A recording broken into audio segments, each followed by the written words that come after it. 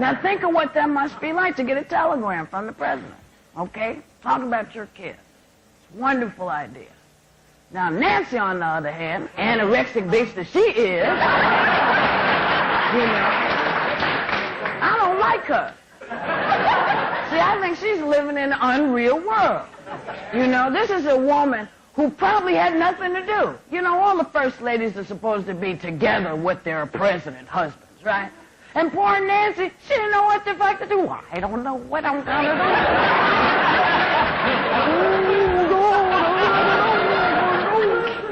You know, somebody said, Nancy, shit, do drugs. And of course, she misunderstood.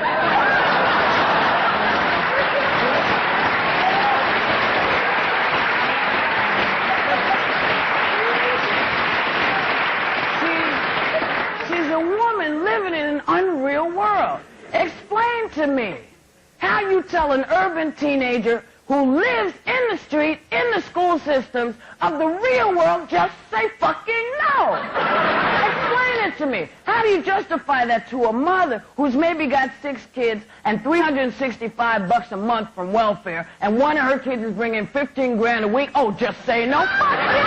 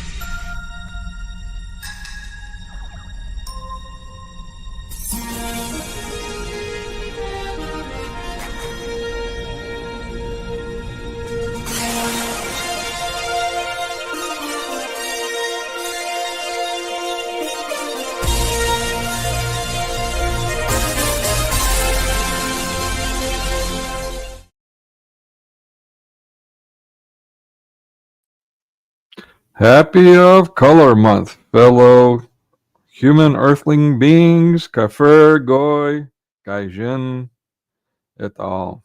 All right. Well, yeah, so we've got some cool stuff going on in the news, cool sort of parochial use there. Yeah. Well, let's start with this one. A little quick news thing. Is that the one? Nope, that's my presentation. This one. Yeah. So apparently there's yet another coup attempt on the quote unquote the Donald from mass media. Now also created as mass media, known as Trump. You know, he's firing people, his Joint Chiefs of Staff, who's in charge of military stuffs. Yeah, and some other cronies or who, what have you. who are, according to James O'Keefe, formerly of, he did another undercover, and that he exposed some coup attempt or something to that effect. I really haven't watched any of that. I didn't do a deep dive on that. I really generally don't get into politics, but it's semi-related to what we're talking about today, so I figured I'd bring that up. So yeah, James O'Keefe, Alex Jones, and the like, they're talking about this. Frankly, I still am calling it what it is. Left-right nonsense, hurting us toward the same end, regardless. Trump being a straw man for the white Christian man, a couple years taking that role a couple years before becoming Republican. What is that? Some years ago, 2014, 16. I don't even know. I don't even care.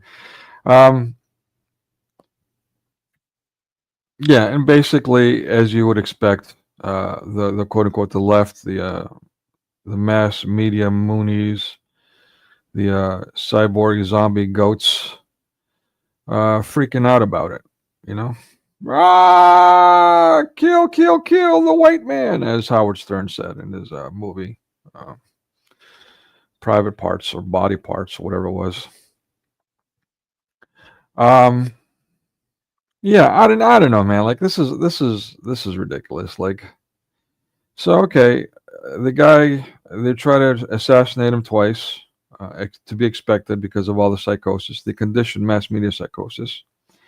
As to be expected, he comes in as emperor, like the right people who like Officer Tatum stands out as one I remember, but a few others of that caliber were saying before he won this election, or the left lost it, however you want to look at that, despite the cheating again. Yeah, they basically said that he needs to be an emperor. They were saying that a couple of years before this election. And then the left, of course, capitalized on it, and we're saying, hey, they're calling God Emperor Trump. Well, they were right, but who's calling God Emperor Trump? I sure as hell ain't. I never liked the guy. I became an apologist for him as a Christian because I was put in that position, because even though I don't consider myself Republican or right or whatever, I'm put in that position as a Christian by the mass media moonies, the cyborg zombie goats. And again, cyborg zombie goats, that's anyone who's conditioned by media, and that's pretty much all of us these days. I struggle with this on a regular, since, of course, I spend a lot of my time, I'd say most of my time, on the internet, either content creating or doing something related, or research, as I call it, or what have you. So yeah, I mean, it's especially doing this stuff, and being as vested as I am, preparing even a live stream for you. Never mind those edited videos, which I haven't done in a while now. Oh, by the way, I have gotten potentially a second job.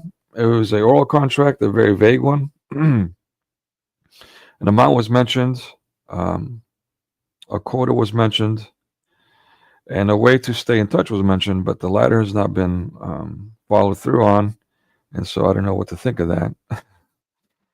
This person is known for disappearing like that, so I'm trying not to stress over too much. But yeah, anyways, I've spent a lot of time. That's kind of throwing me off of things. But at any rate, I do have a short created, and I've asked him for permission to share that after he shared it on his channel.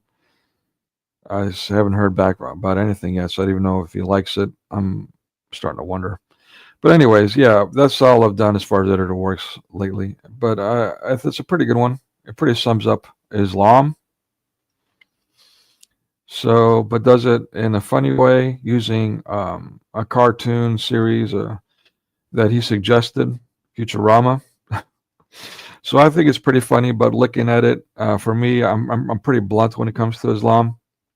For example, I call their the quote unquote prophet that they worship, Mahomet, because, of course, the Hadith and the stories, the life of Muhammad, actually, even that, and all the sexual deviancies. Anyway, whatever, is lame and so on. If you've seen any of my shorts, or anything to that effect, you know how blunt I am when it comes to Islam. So that's not for everyone. So I don't know. We'll see. Anyways, we'll see. Hopefully that pans out, because I definitely need the money. And I was excited about doing some editing work for someone who is Christian instead of Hollywood. My dream, as in my youth, became to be an editor for Hollywood. This is arguably even better. Arguably, doesn't pay as much for sure, and it's not as not as much exposure, but definitely a fair amount of exposure, enough to help me get by. Even Steven, as they say, but I'll take it. And doing something that I love. So, and for a good cause. I mean, it's a win-win for me all around if it works out. So pray for me there. Hopefully that works out. Yeah, communication's key, but that's lacking, and that's a problem in any project or situation. So hopefully that gets resolved. So anyway, yeah, speaking of communication, so yeah, Trump is like cleaning house, yet another step in becoming dictator. Unfortunately, them have made it necessary, but definitely problematic, given that it's Trump, Mr. Filthy Rich from scamming the system and taxpayers, chapter 10, 11, whatever, chapter 9, who cares? Yeah, his fake pageants, his casino owning, on and on. The guy's a scumbag, and somehow he represents me. And then when he becomes president, he enforces the lockdown, makes excuses throughout. And of course, those who worship him, like Muslims worship Muhammad, make excuses. Oh, he didn't know, it was his counsels. I mean, he's an adult. He's an adult. Is he not an adult? Is he not successful? So, yeah, this guy's becoming dictator. I'm not a fan, but them are going to do what they're going to do with or without us, evidently. So the best thing you could do is be Christian and take care of yourselves and each other. Am I right or am I right or am I right? Right.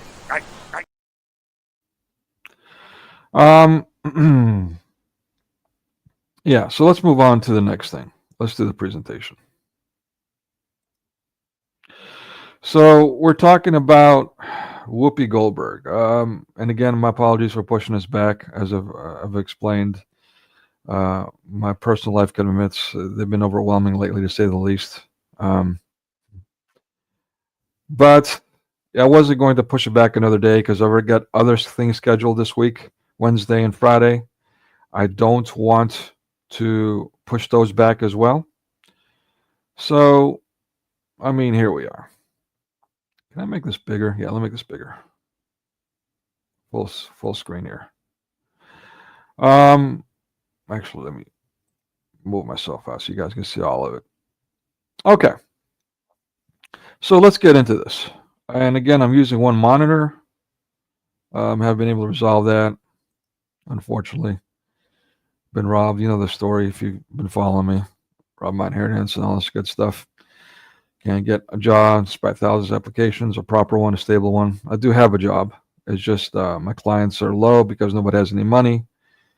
But yeah, we'll see what happens. Anyway, without further ado. So, Trump is firing his opponents, as dictators do, as he should. I mean, don't get me wrong, he should do this, but this is all set up, people. I mean, again, left, right. You're forced to choose either an emperor, like Trump, who forced Project Warp Speed on you, or communism. Damned if you do, damned if you don't. Left, right. That's the left-right march. Left, right, left, right, left, right, and then it leads you to the same end, your destruction. It's best to dust your feet of all that crap, mass media dichotomies, and stay centered on Christ. But at any rate, so allegedly mass media is now changing because of Trump. Now, Joy Reid has been fired of in MSNBC. She's not quite as old as these two witches, but I don't know. So maybe the tide's turning. Maybe, who knows? But these two are definitely retirement age. Why they're on anything? I mean, nobody. They're disgusting. They've got a horrendous personality. One that rivals my own when I'm out here doing these monologues, griping. And they're absolutely friggin' evil, of course. The left is they're the Masonic militants, servants of Satan, therefore.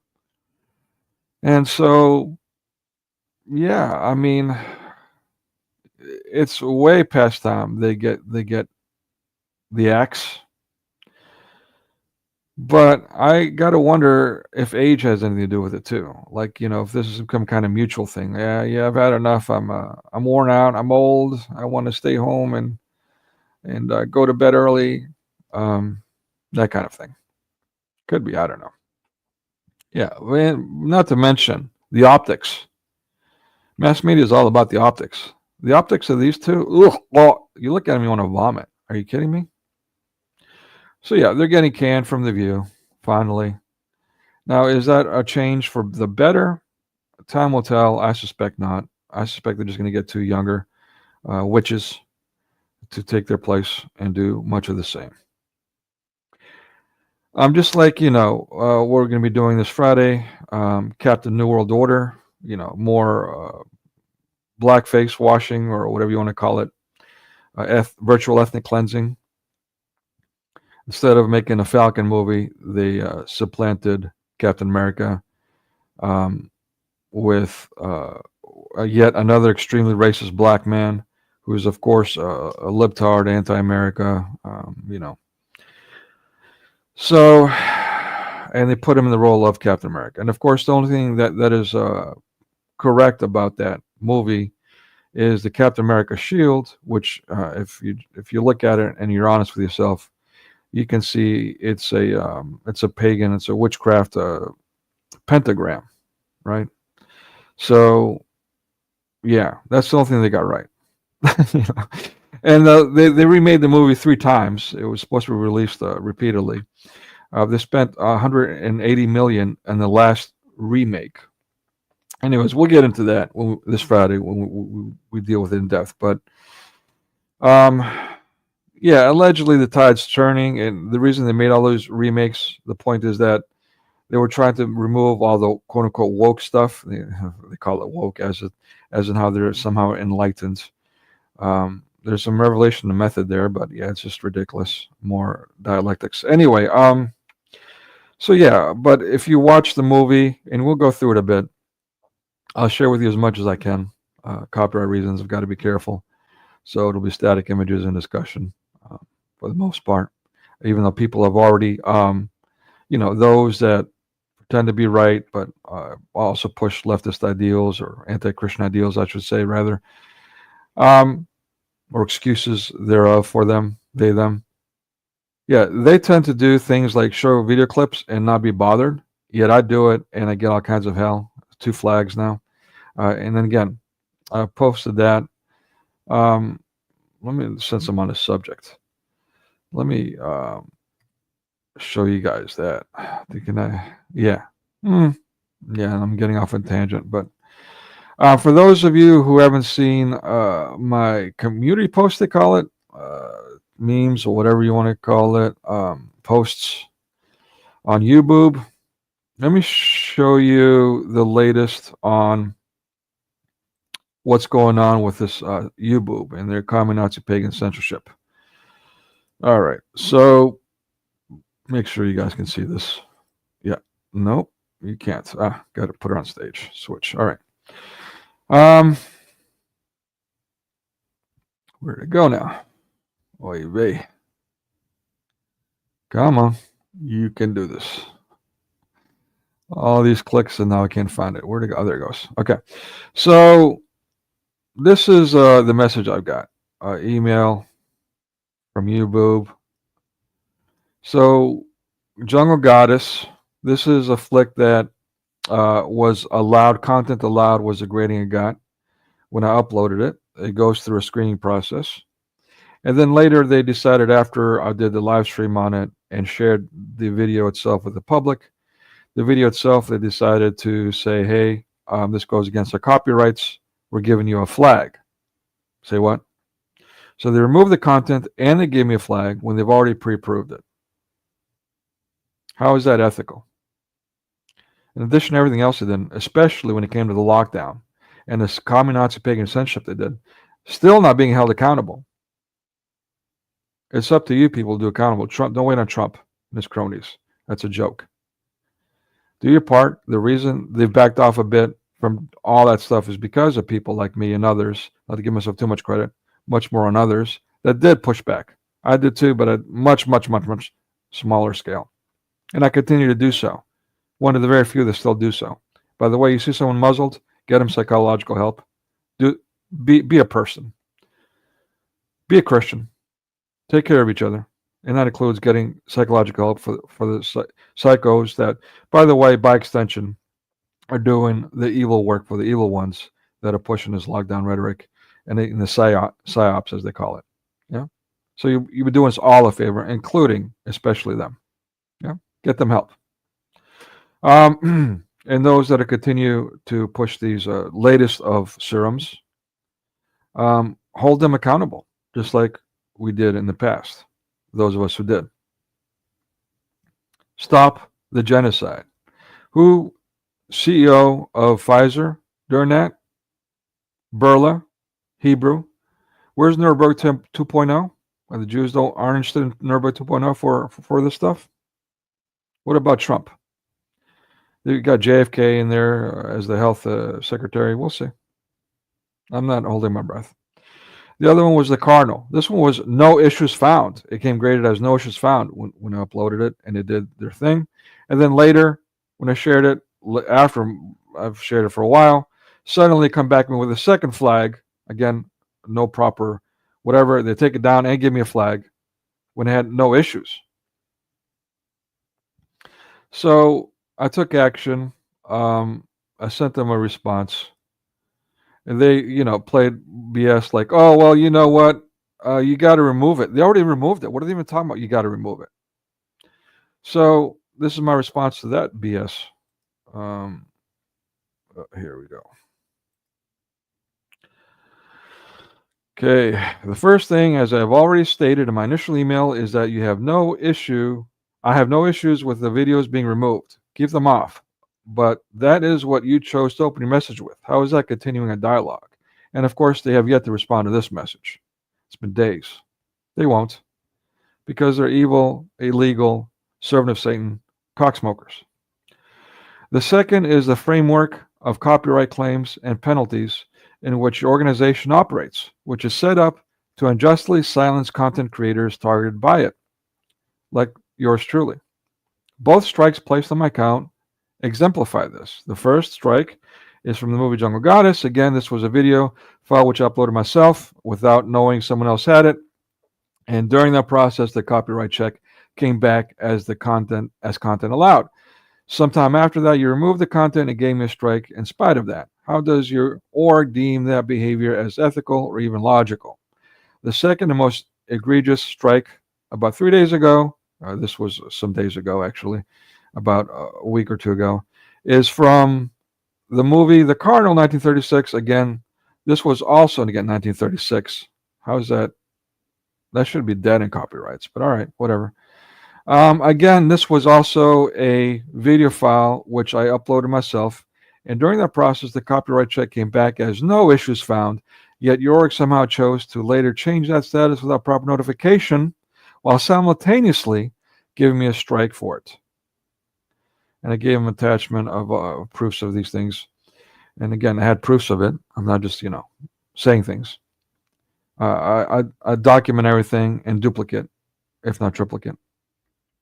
In lieu of this, I'm going to kindly ask you to first remove these horrendously ludicrous flags from my account, granting that you have some respect for your org, yourselves, and others, but also to reconsider this evidently flawed system which is designed to terrorize your indentured servants, the content creators.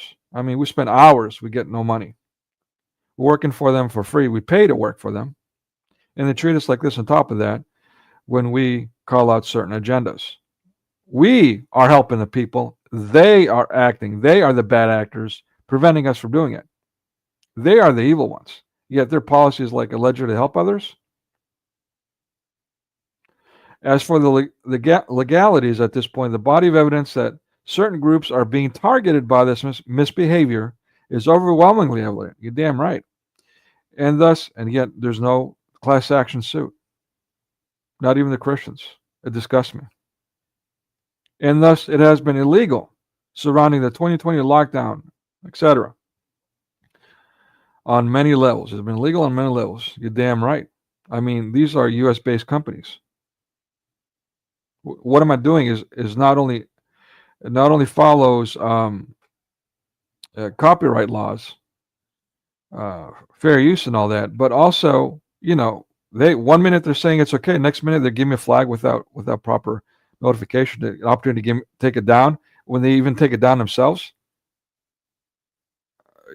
Coupled with all the other misbehaviors, they've been pummeling me with all kinds of censorship. Give me a break. But yet, despite wanting to quit for years, I've been wanting to quit. I fight because I know very few are doing what I do. Very few. I feel compelled to do this, especially having been in experiences that I've been seeing what I've seen. So it would be wise for you to repent of that, to correct it properly, that is, Trump or no Trump. And that's not even all of it. Yours truly, up yours. All right, so yeah, I mean, what can I say? Where was I at? Oh yeah, sharing this. Let's get over that. Let's go ahead and move on to the presentation. Let's talk about what we're here for. Oh, hey, sorry, I didn't see your comments earlier. Hazel 23K. Hi, Nicodemus. Sorry for bothering you. I actually did do custom art and streamers and YouTubes. It's funny you say that. I'm actually trying. I just opened my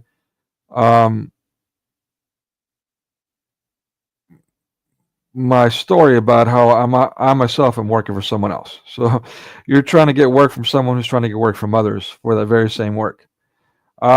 But thank you for the offer. I apologize for not being able to accommodate you.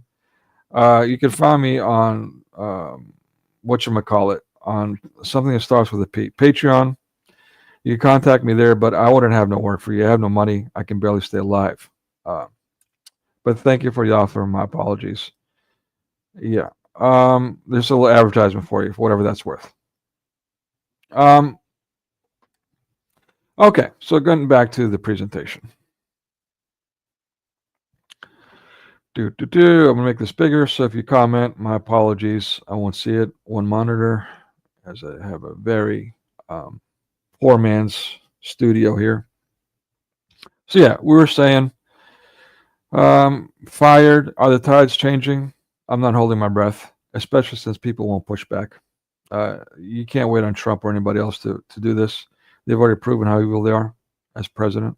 So we'll see. Hopefully I'm wrong. The evidence is overwhelming against those who are pro-Trump and waiting for him to be their savior. It's absurd. Okay, so on the bottom we saw, and we'll get into more depth about Whoopi Goldberg and her misbehaviors or things that made her viral, helped make her more famous, more relevant when nobody really cared about her. She did some things, some movies around the 90s, give or take, that were relatively popular. But interestingly enough, she became, mass media, Hollywood, they really went out of their way to make her prominent. And what I mean is that, she was all over the place. She was given all kinds of positions. Why? Okay, she was different, somewhat entertaining, arguably attractive. When she was younger, she was attractive.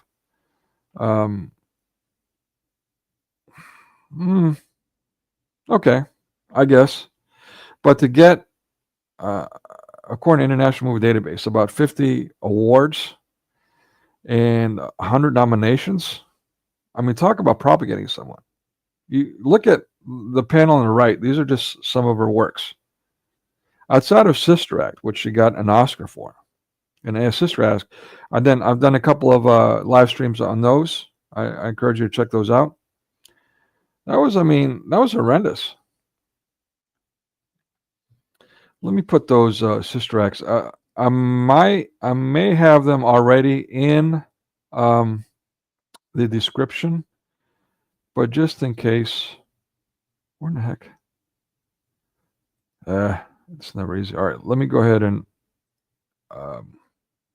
share the links for those now. Whoopi. Oh, okay. You know what? Let me do it this way. It's ones that I did with Amir Zidane. So hopefully, let me see. Give me 1 second. They're on the bottom. Okay, I'm going to share both those links in the chat for you guys and for those that are in Rumble. Un momento, por favor.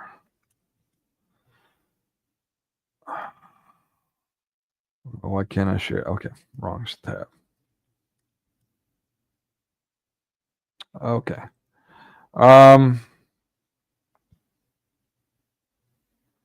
And this one. Share this one as well. What's going on? Okay, let's do that again. All right.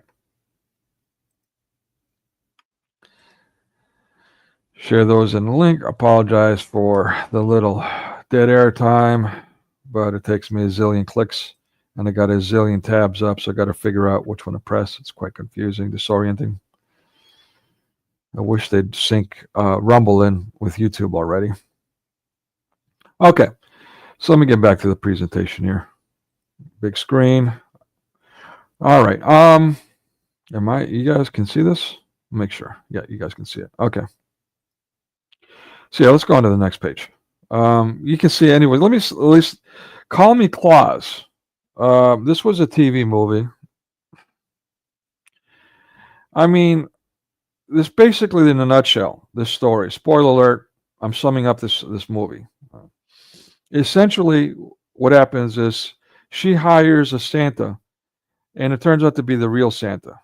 Played out story. And this real Santa is looking for a replacement. Again, played out. And so, can you guess? Put in chat, who do you think the replacement is going to be?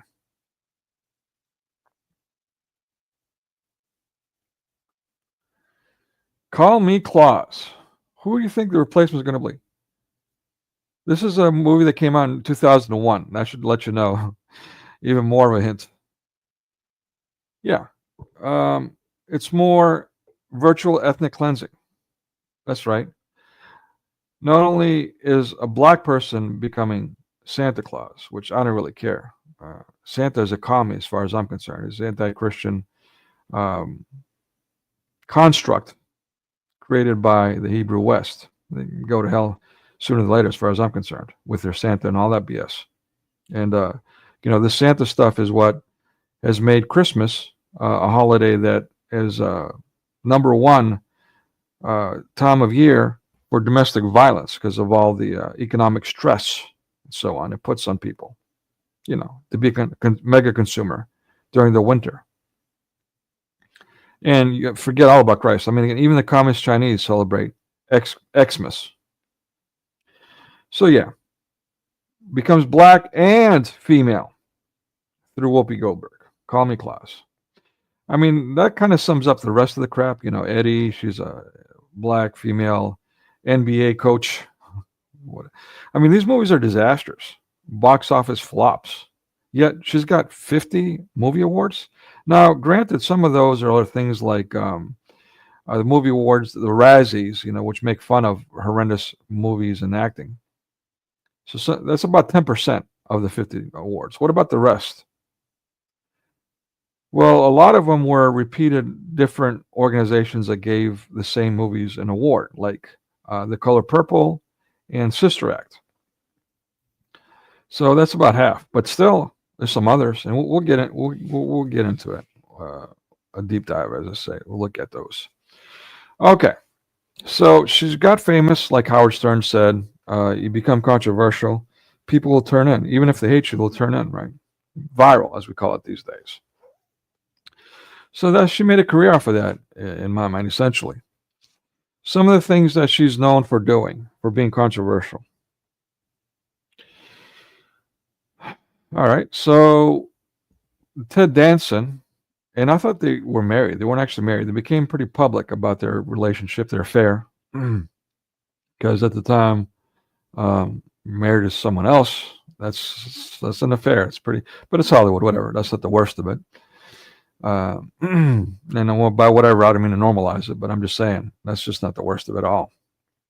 But yeah, so he went to a Friars Club roast, Masonic, in 1990 in blackface, and she was like all promoting it. She thought it was funny, thought it was great. Yeah, she was defending him. I mean, she was promoting it. Never mind, she was propagating it. She publicly said when Ray Rice, the famous video of him in the elevator smashing his wife's face, the NFL player.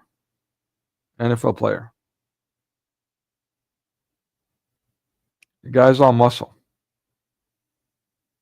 And look at his wife, obviously battered.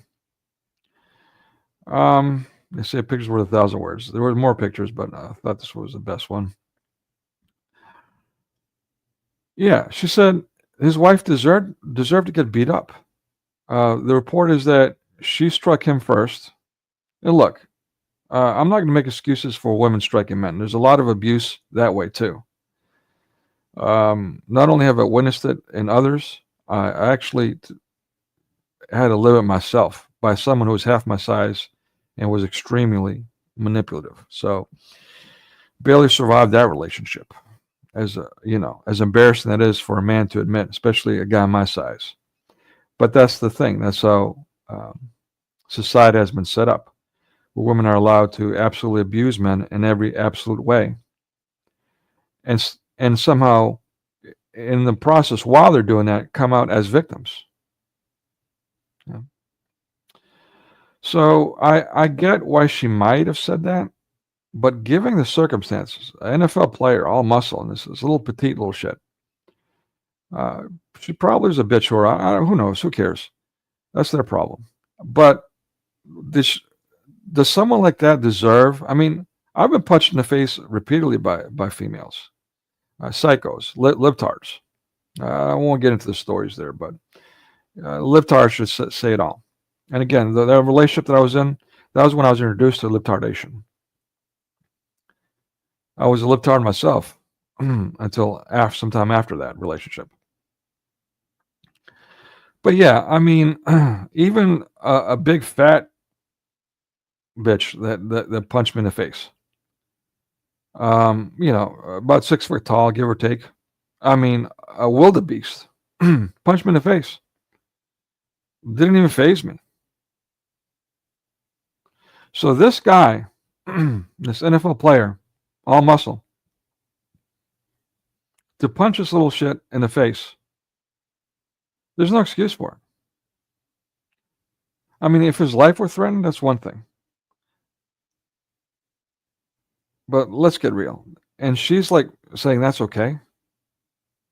She's saying that's okay. She's trying to be disgusting. That's all. Trying to be popular by going viral. And if you see her stand-up routines, we'll take a look at that. I did one in a cold. We'll take an in-depth look at that too in the cold start. But yeah, she's just horrendous character, as you know, and from The View now. Excuse me. In 2020, I hate when people do that. Clear the throat. My apologies. Yeah, she defended Bill Cosby. Now that again, I completely support. And I know a lot of people are going to get their panties in a bunch now. Oh, he was a rapist. Yeah, in the 60s, he dropped some Mickeys and some people's drinks. something that was very common back then. I agree. That's horrendous, common or not. But that was 50 years ago. Well beyond statute of limitations. If you follow the U.S. law, that was not a charge, but that was his charge. The modern charge, that was all BS. That had to be dropped. Why was he put in jail for that? When all these other Hollywood people are doing all kinds of stuff, why was he put in jail for that? Because he told black people in his alma mater that they should have integrity, pull their pants up, self-respect, respect for others. And that was his crime. So she defended that. I'll give her credit for that. In 2020, she said about the Oscars are too white. That should be surprising to nobody at this point. But yeah, absolutely a racist. Always was throughout her career. You'll see that in her stand-up. Again, her stand-up is stuff that she wrote for herself. So if you want to gauge her character, there it is. And again, we talked about the awards. She got Oscars for Ghost and The Color Purple. We'll get into that too. She was also high during the Oscars, reportedly, on internet sources. Which one? I couldn't tell you. But regardless, she promoted drug use throughout her career, including her stand-up, and you'll see that too. I mean, she looks like a Rastafarian. That in itself is promotion of. She made a career out of that too. Yeah, and then she criticized the nomadic Romi or Romani. And these are people from, originally from India, traveling migrants that go around. They're very dangerous in Greece, the second biggest city in Greece. The original, now it's the Islamic section of that city. Since the 21st century Hijra, the modern mass migration of disgruntled Muslims, forced by EU, Greece were forced to allow these people through at first, and then when the Slavs closed their borders, were trapped in Greece, forced to accommodate them in all kinds of ways when they're going through a historical crisis. Now the Greeks not only tolerated, they were Christian, and so therefore they were loving their enemy. But when things started getting out of hand, of course there was some pushback finally. But to this day, the shenanigans continues. So, but yeah, outside of that, the Romi, you went to the Romi neighborhood, you would get killed. Yeah. The Romi were running around through the city, robbing people and stuff. Even little children were pickpocketing people. I went through that myself. I caught that little shit in the process. I also caught a young couple trying to rob an old man on a bus. They were Muslim. I stopped them and had a hit, what do you call it, put on me because of it. Because I'm kafir. They're allowed to rob from the kafir. That's halal for them. Anyway. But yeah, the Romi, they're horrendous. There's a movie done about it, but it kind of glamorized them. Made fun of them, but still glamorized them. What's the movie? I can't even think of the actor. And this is the thing with my schedule lately. I'm like, I'm jet lagged, so I can't even think properly. Snatch is the name of the movie. There we go, Snatch. All right. And again, when it comes to these behaviors, as Howard Stern, the self-proclaimed king of media, was saying in his movie Private Parts, being viral sells. People, even the people who will hate you, will tune in just to see what you'll say. All right, and again, if you're commenting, let me see if anyone's commenting. Apologies.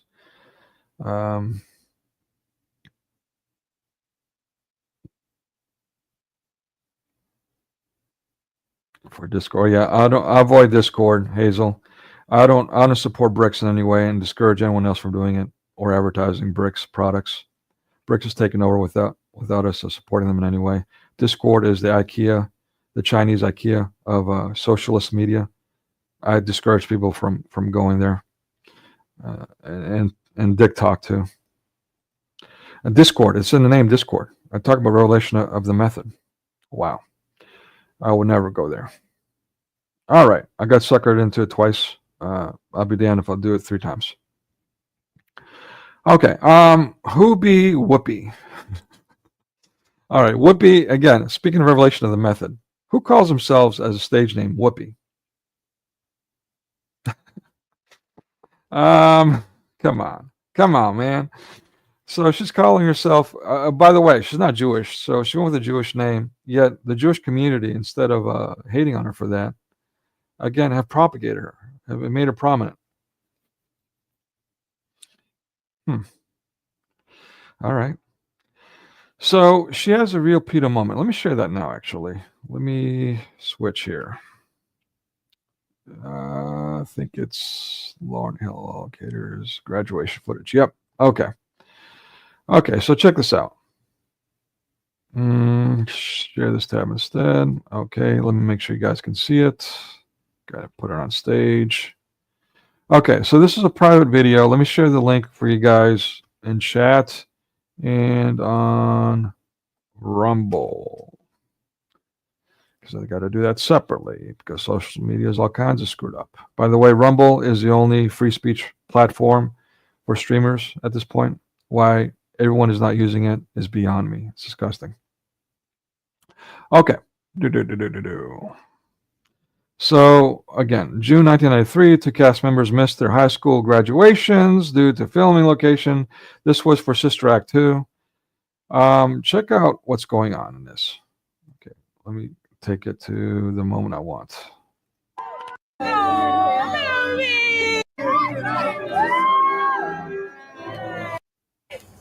Some of you have chosen, because you've chosen to spend. Okay. And from what I remember, this is the man who actually this is his home video that he posted online. Again, you've got the link for that if you want to see it in its entirety. David something. And the crowd goes wild. Carl Buck, right? I'm voting you the class man because of the way you hung and the way you all hung. Okay. Again, the volume is low. There's nothing I can do about it, but yeah, I can't also stream through OBS to fix these things because I don't have the computer to handle that. But let me play it again. She said she's giving him this fake whatever, his graduation, and she's saying, "You are a man for the way you hung." In other words, for doing his job as a teenager in high school, and for the way you are hung. Listen to it again for yourselves. And the way you all hung. And the way you are hung. Okay, let me just again put this in perspective. As a white man, and I'm not trying to justify this for those of you who want to get their panties in a bunch. Just to put in perspective, as a white man, if I went up to a high school girl, let's say she was 19 years old for whatever reason. She didn't make the grade one year. She failed or something. So she's a 19-year-old senior. Even then, a 19-year-old senior, legal by all accounts, which I'm not going to use that as an excuse myself. I think that 18-year-old discussion law is disgusting in itself. But all right, 19 years old. I go up to her and I say, I like the way you go through things, all slippery and stuff. It's like you're very wet. Now, how would you react to that? How should you react to that, I'd rather say. How should you react to that?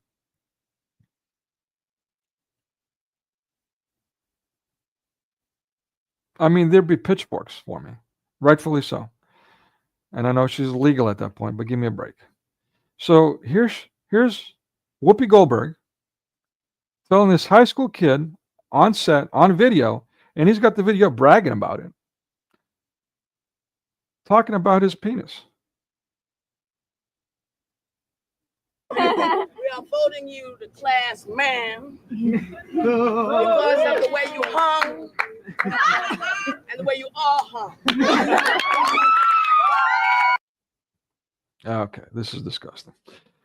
Where is the public outcry? Why is she not being called out for this? At the very least, called out for it. I mean, can you put her in prison for this? Unfortunately, I don't think so. At least an investigation. Yeah.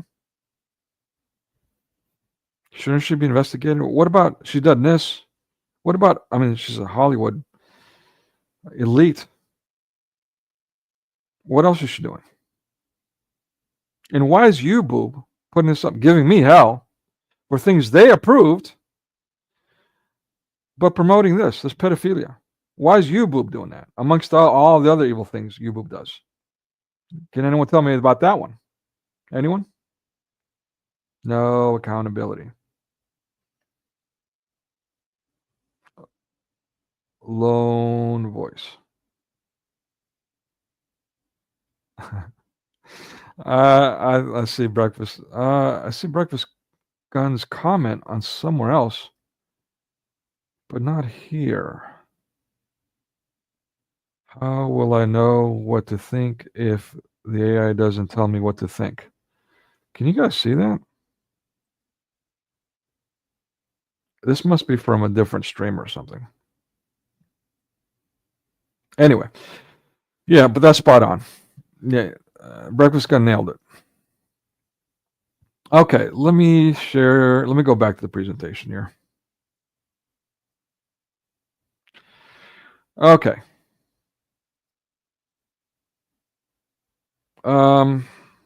Yeah, her net worth $30 million. To me, that's kind of sketch, especially when she's got $5 to $6 million for one season of The View. All the movies she's made and all that. Again, 50 awards. Oy vey. Give me a break. When she was young, she was arrested for being an activist, according to internet sources. Here we see a pattern here. Activists, black activists, racist ones, being made completely famous, propagated, made prominent by Hollywood. We see this going way back to the beginning with Stephen Fitchett, again, another criminal that was made prominent, again, a multimillionaire of his time. And someone, again, also abused his wives, beat them up, threw them down the stairs, blooded up their faces. But he wasn't arrested for that. He wasn't arrested for that.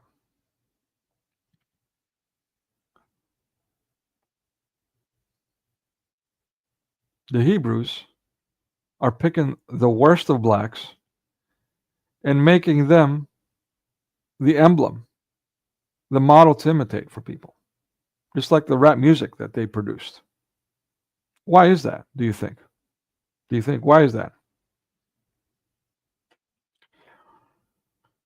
Again, another one who's multiple divorces, Stephen Fitchett, all the way 100 century ago. Multiple divorces. This is a standard for Hollywood.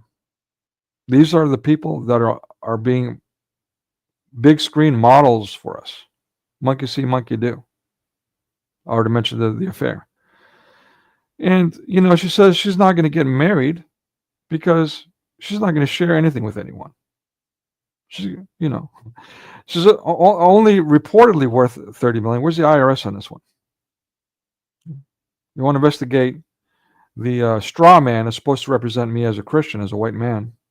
The Trump, you want to investigate him, but not Whoopi and her $30 million?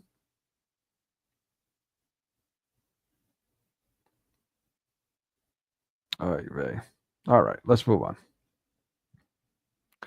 Okay, so again, I've shared the links with you guys already on the reviews. This is just an overview from those going into Sister Act, which is mostly known for these days. Again, back in the day, she was known for the color purple. Yeah, it's again a standard slander of Christianity, monasticism specifically. You look at this poster, this movie poster. What do you see here? You see her with a very big prayer Catholic rosary hanging. We'll talk about that. That becomes even more prominent in the next film. But she's wearing a standard nun outfit. The other ones that are not black are all white. And the subtitle is "No Sex, No Booze, No Men, No Way." Okay. Now, in the Sister Act, this movie, you know, she plays the hero. So on the bottom, you'll see on the right, I can't use a highlight or whatever, but you see the top picture on the bottom there, top left picture. You see the nuns, they're listening in. Is it really wise to switch from a prayerful hymnology to pop culture? So she comes in and she's like, "Oh, let me modernize this stuff. You guys are lame. Nobody's coming to you because you're lame. Let me make this Motown. Let me make this pop. You know, move, bitch, get out the way, bitch, get out the way. Let me make it modern." Wow. Okay. And so now the riffraff, oh, look, now the riffraff is interested. It's really Christian. Push it. Right? Like dogs. Now they're attracted. And that's supposed to be the good thing. And if you watch Sister Act, you'll see that's exactly what she does. She does these popular movies, and she puts these quote-unquote Christian lyrics in it. The movie opens up with her as a little girl mocking the four evangelists, or the four the apostles, the evangelists. We call them the evangelists in Orthodox Church. For those that wrote the four Gospels. But if instead she makes it, the Beatles, which is significant. The Beatles, again, when they call it the British invasion, which is also absurd. Britain has owned America since its very beginning and to this day. So let's get real about that. But yeah, there were also the long-haired, drug-using hippies of the 60s during the Satanic movement as well, and the Civil Rights Movement and all that. So it's not a coincidence they chose to do that in the writing, no doubt. And then, of course, the emasculation of the Guidos. At the very end of the movie, she gives them the nut shot, standard Hollywood entertainment. Yeah, and so for the sequel, Sister Act 2 offered $10 million to do that, the highest paid at the time. By the way, when it comes to Sister Act, Bette Midler turned it down, the role. She was working on the film, and so they gave it to Whoopi Goldberg instead. So the first Jew was busy, so they gave it to the fake Jew that they like to propagate, make prominent.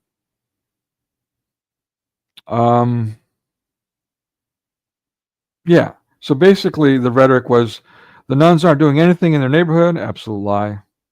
For centuries upon centuries, nuns, Catholic and Orthodox, have been serving their community. That's a historic fact, including education, which somehow in mass media and Jew text, they're hated for. Oh, only certain people were being educated. No, that's a spin. Actually, it was Christians that were educating people, everyone, that they could. Scumbags. Nothing but Christian bashing, and unfortunately we bought into it because we didn't hear anything but the truth. People like me are silenced. Even by quote-unquote Christian apologists, Zionists, those morons. Let's not get into another sidetrack. The delusional. They're supposed to be allegedly anti-Christian apologists, but are pushing Zionism for these anti-Christian, rabbinic, Hasidic, bloody, baby dick-sucking, anti-Christian heathens. Love of money is the root of all evil, is it not? But yeah, these Christian apologists rather push them with extreme prejudice, insanely so. It's baffling. It's baffling how they're not called. But they're the ones that got tens and thousands of followers by YouBoob, the common Nazi pagan platform. And they won't go to Rumble. Interesting. Okay. Judge them by the fruits. Anti-Christian nuns. Sister Act 2. Back in the habit. Now look at the rosary beads. Where are they hanging? Why is she? Again, there's a lot of money in this image that you're seeing. A lot of money in this image. She's back in habit, back harassing nuns, basically. And this version too. Again, I've shared the links. This one is extremely racist and anti-Christian. It's pretty much a modern movie, an absolute propaganda piece, even though it was done in 1993. In the 90s, it was really a turning point in culture, taken to the extremes. Think Madonna. What sums it up? Beavis and Butthead. Making everyone into a Beavis and Butthead by MTV.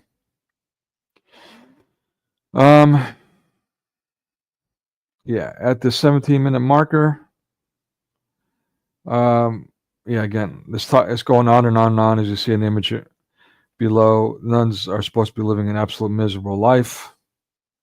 They don't understand anything because they're not human. No one was born in a monastery, by the way. Think about that for a minute. These are people that all kinds of walks of life, even Wall Street, successful people, you name it, become monastics.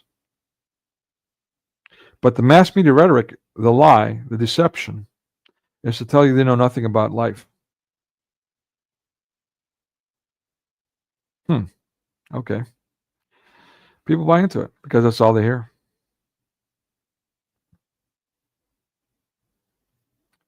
Yeah, this deserves that. 1 second. Let me break this up. Am I right or am I right or am I right? Right. All right. So, at the 32-minute mark, contributions have been nil. Not outstanding achievement or academic records. Now, this is the evil white man complaining about the monastery. This is the third picture on the top. Oh, yeah, at the 1 hour, 10-minute marker. Third picture on the top. It's going on. The main actress, now pop star, go figure that one out. She goes on about her deadbeat dad and how they're abandoned, single home, and the mom's, the hero and the stupid shit, with the cross and center point, no less. So some Pavlovian conditioning going on there, suggesting that should be the Christian life. It's unfortunate. The 23-minute marker. Whites have no culture, stealing culture from black culture. That's the top right figure. This guy's a Jewish guy. Forgot his name. Who cares? He's irrelevant. He did nothing since his movie. Yet he's another multimillionaire. Okay. Again, this is more in depth in the links that I gave you if you're interested. I'll go in more detail about that. At the 18-minute marker, at the bottom left, the white male teacher, Christian teachers no less, are horrendously boring. They really played it up on how bad they are. Right? You see an image. Again, at the 1 hour, 7-minute marker, the third picture on the bottom, the prototypical white suit man, the evil one that wants to destroy everything. And at the 1 hour and 15-minute marker, some gender switching. Again, this is Whoopi Goldberg. We'll look into her again with a cold start, her Fontaine character, her and basically in drag and becoming famous for that. Here she's like pretending to be James Brown, pretending to be royalty. On top of that, extra blasphemy for you. Wow. That deserves this one.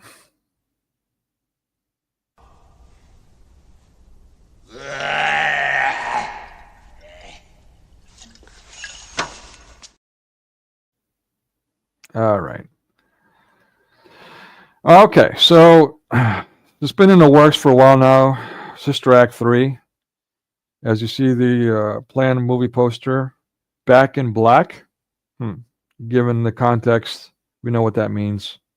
Black supremacy, or I should rather say the ethnic cleansing of whites, especially white Christian men. And on the bottom, there's a subheading, kicking the habit. I mean, we see it in the middle, right? This backup small role person who, she's going after her for this movie. Like, oh, she's the greatest thing. So wonderful. She had barely a role. She had like less than 5 minutes of a role in any of the movies. Yet she's the most wonderful thing. Why is she the most wonderful thing? Well, again, I do a deep dive in that, in the link that I gave you, the second part 2 of the Sister Act deep dive. But yeah, she's an activist, another black, disgusting, racist, sexist activist, who is also obviously propagated by Hollywood. Go figure that out. What has she done when it comes to actual production? At least Whoopi's done like dozens of movies. Nothing really great outside of this alleged great movie of Sister Act, or The Color Purple, which is again is a racist CRT. So what about this chick? What makes her so wonderful that Whoopi's going out of her way to get her back? That's the standard Hollywood casting and so on. The systemic vileness of Hollywood. That's why. So yeah, I mean, they came to her to do a sequel. She didn't want to do a sequel, but then she's getting all loud and quote unquote political activist, anti-Trump, anti-Christian, and so now she wants to do the movie. And at this point, the production companies don't want to do it for whatever reason. Probably because the sequel was already a flop. So Tyler Perry steps in. Speaking of cross-dressing, this guy did literally B-rated VHS movies on a tranny figure, grandma. Made a dozen of those. Excuse me, God, sorry.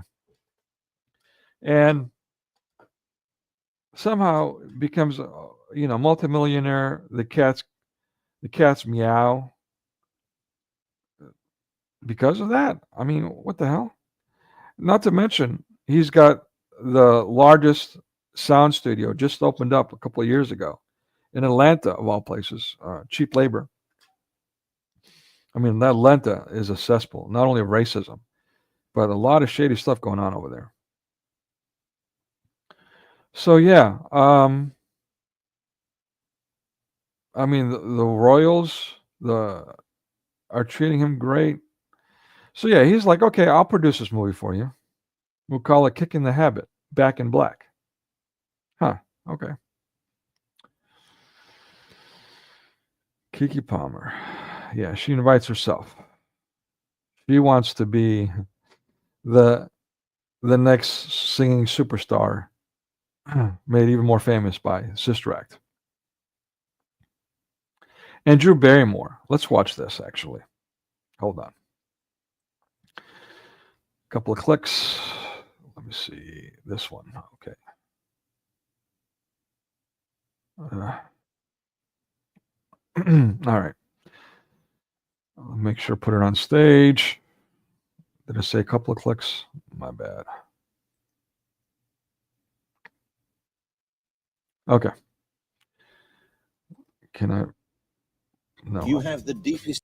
I can't even turn on Instagram or any outlet, I feel like, without hearing about Sister Act 3. Is that right? Have you guys heard nothing but Sister Act 3? Is that true?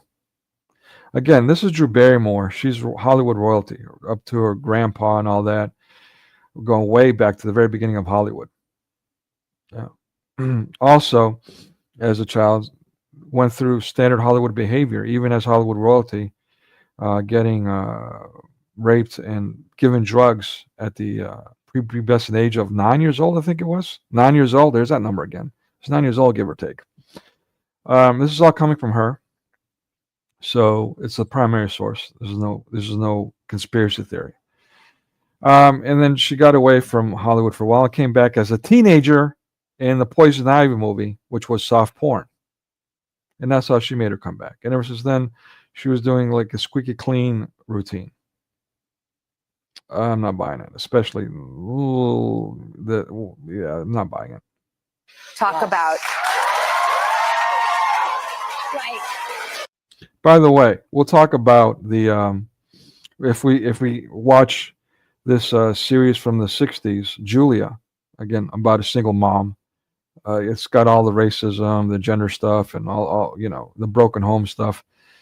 But it's got no laugh track. So the laugh track was something I can't remember the name of the Jew who did it, who invented it, but they called it the black box. You'd go around to different studios and add this recorded laughing from the Jack Benny show, I think it was, from the 50s. And so it's kind of like the applause sign. People are applauding even though they don't want to because they're being prompted to, they're being told to. It's kind of like that, except it's fake, completely fake. It's completely fabricated. You can't force an audience to laugh, and so they just dubbed it over. And since the 60s, that has been the thing. So yeah, the applause sign. Are people really excited about Sister Act 3 when Sister Act 2 was a flop? Maybe, maybe not. Everybody wants it to happen. Yeah. Everybody's asking you. Who's everybody? Do you want it to happen? I know I sure as hell don't. Cast like Yes. Keke Palmer, obviously. Everybody wants to be in it. We just got the Do you want to be in it? I sure as hell don't. I'd be in it just to spit on people in their face like I would on Satan's. script on Friday. Look at this overacting. My God. Ah! You got a script. Look at this. Actually, I'm very, very, very pleased. Whatever's wrong, we can fix. And I just want them to give us a go date. So you should let me know if you're in. I will. Are you kidding me? Why not? Why not? Look at this worship of Whoopi Goldberg. This is Hollywood royalty on her knees, wearing red, no less, doing this overacting. Oh my God! Over Sister Act 3 after 2 flopped. What's going on here? Are you shiting me? Are you shiting me? Is this tequila? Are you kidding? No, let's have some fun. Remember that? Remember having fun? I do remember Yes, having let's fun. have some fun. I feel like everyone you mentioned that. I remember having fun. It used to be when I was stupid and ignorant of what Hollywood was doing to me. That used to be fun for me. Sitting there being brainwashed by this crap. Too, they're just immediately on board. You've built. This will be the third, the Holy Trinity of. The Holy Trinity. Absolutely blasphemous. And when I did my series, I intentionally called it that, just to point out that they're going for 3.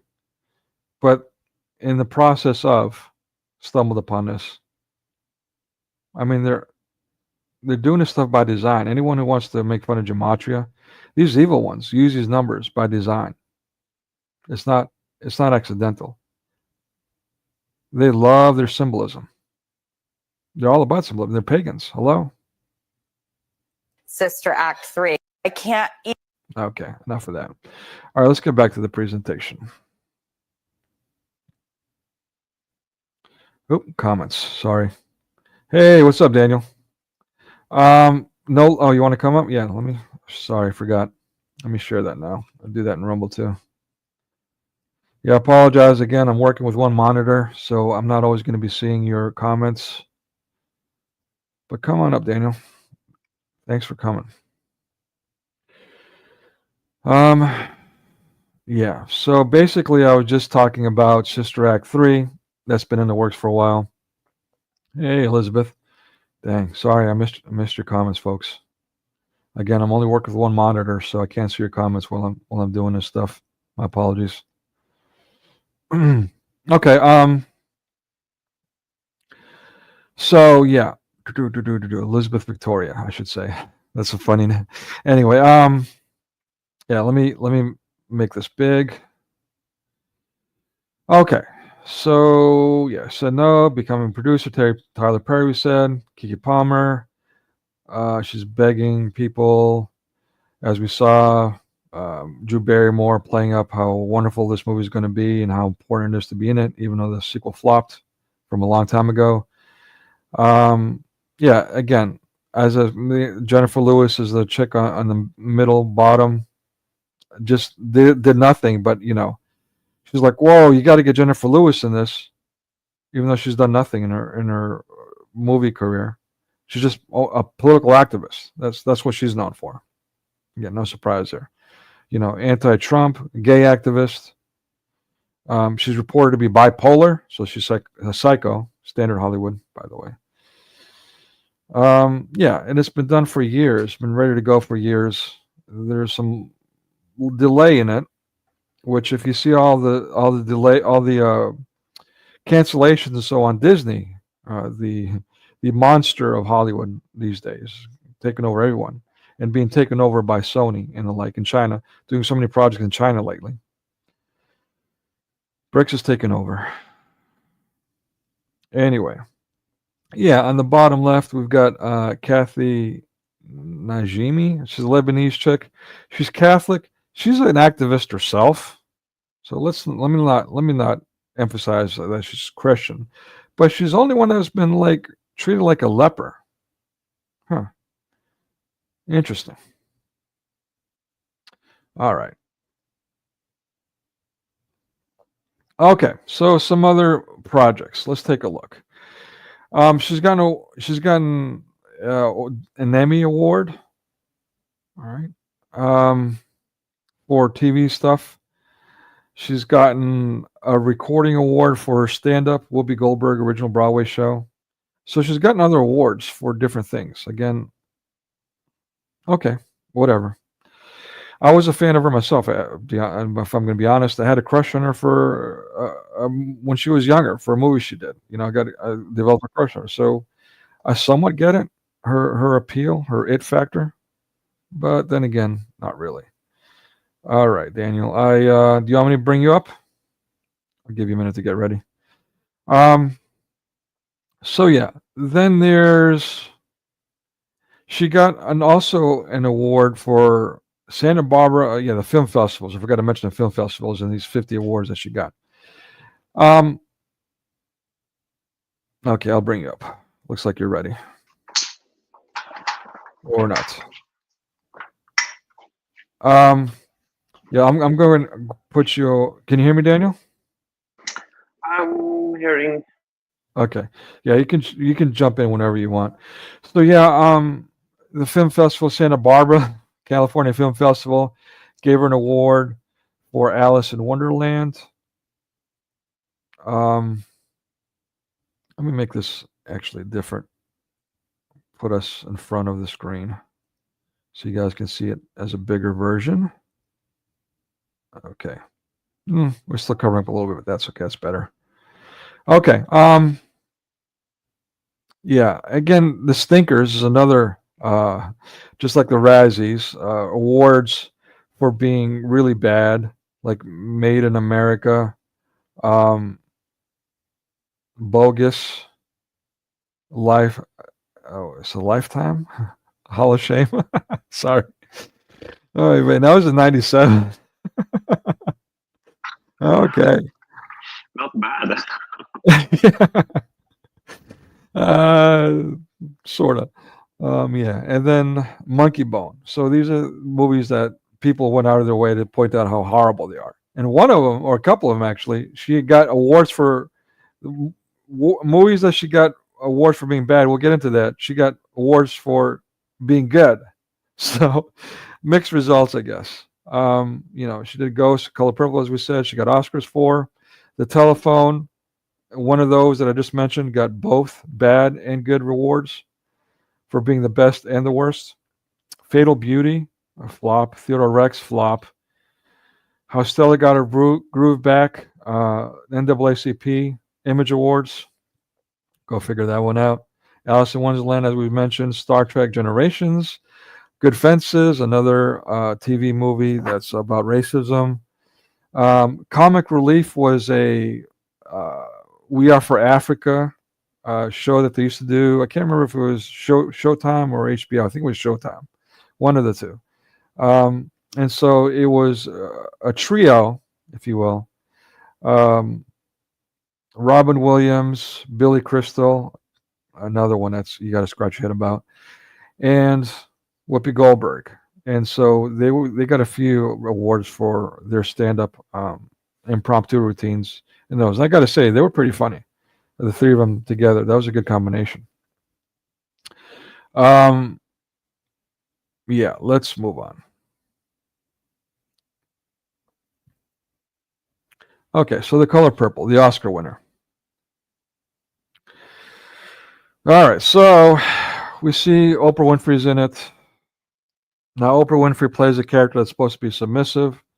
We all know Oprah Winfrey, and that's not the fact. But she says in her life, from what and I could be wrong, correct me if I'm wrong, but I believe she was a prostitute when she was young, and she, as prostitutes do, got beat up.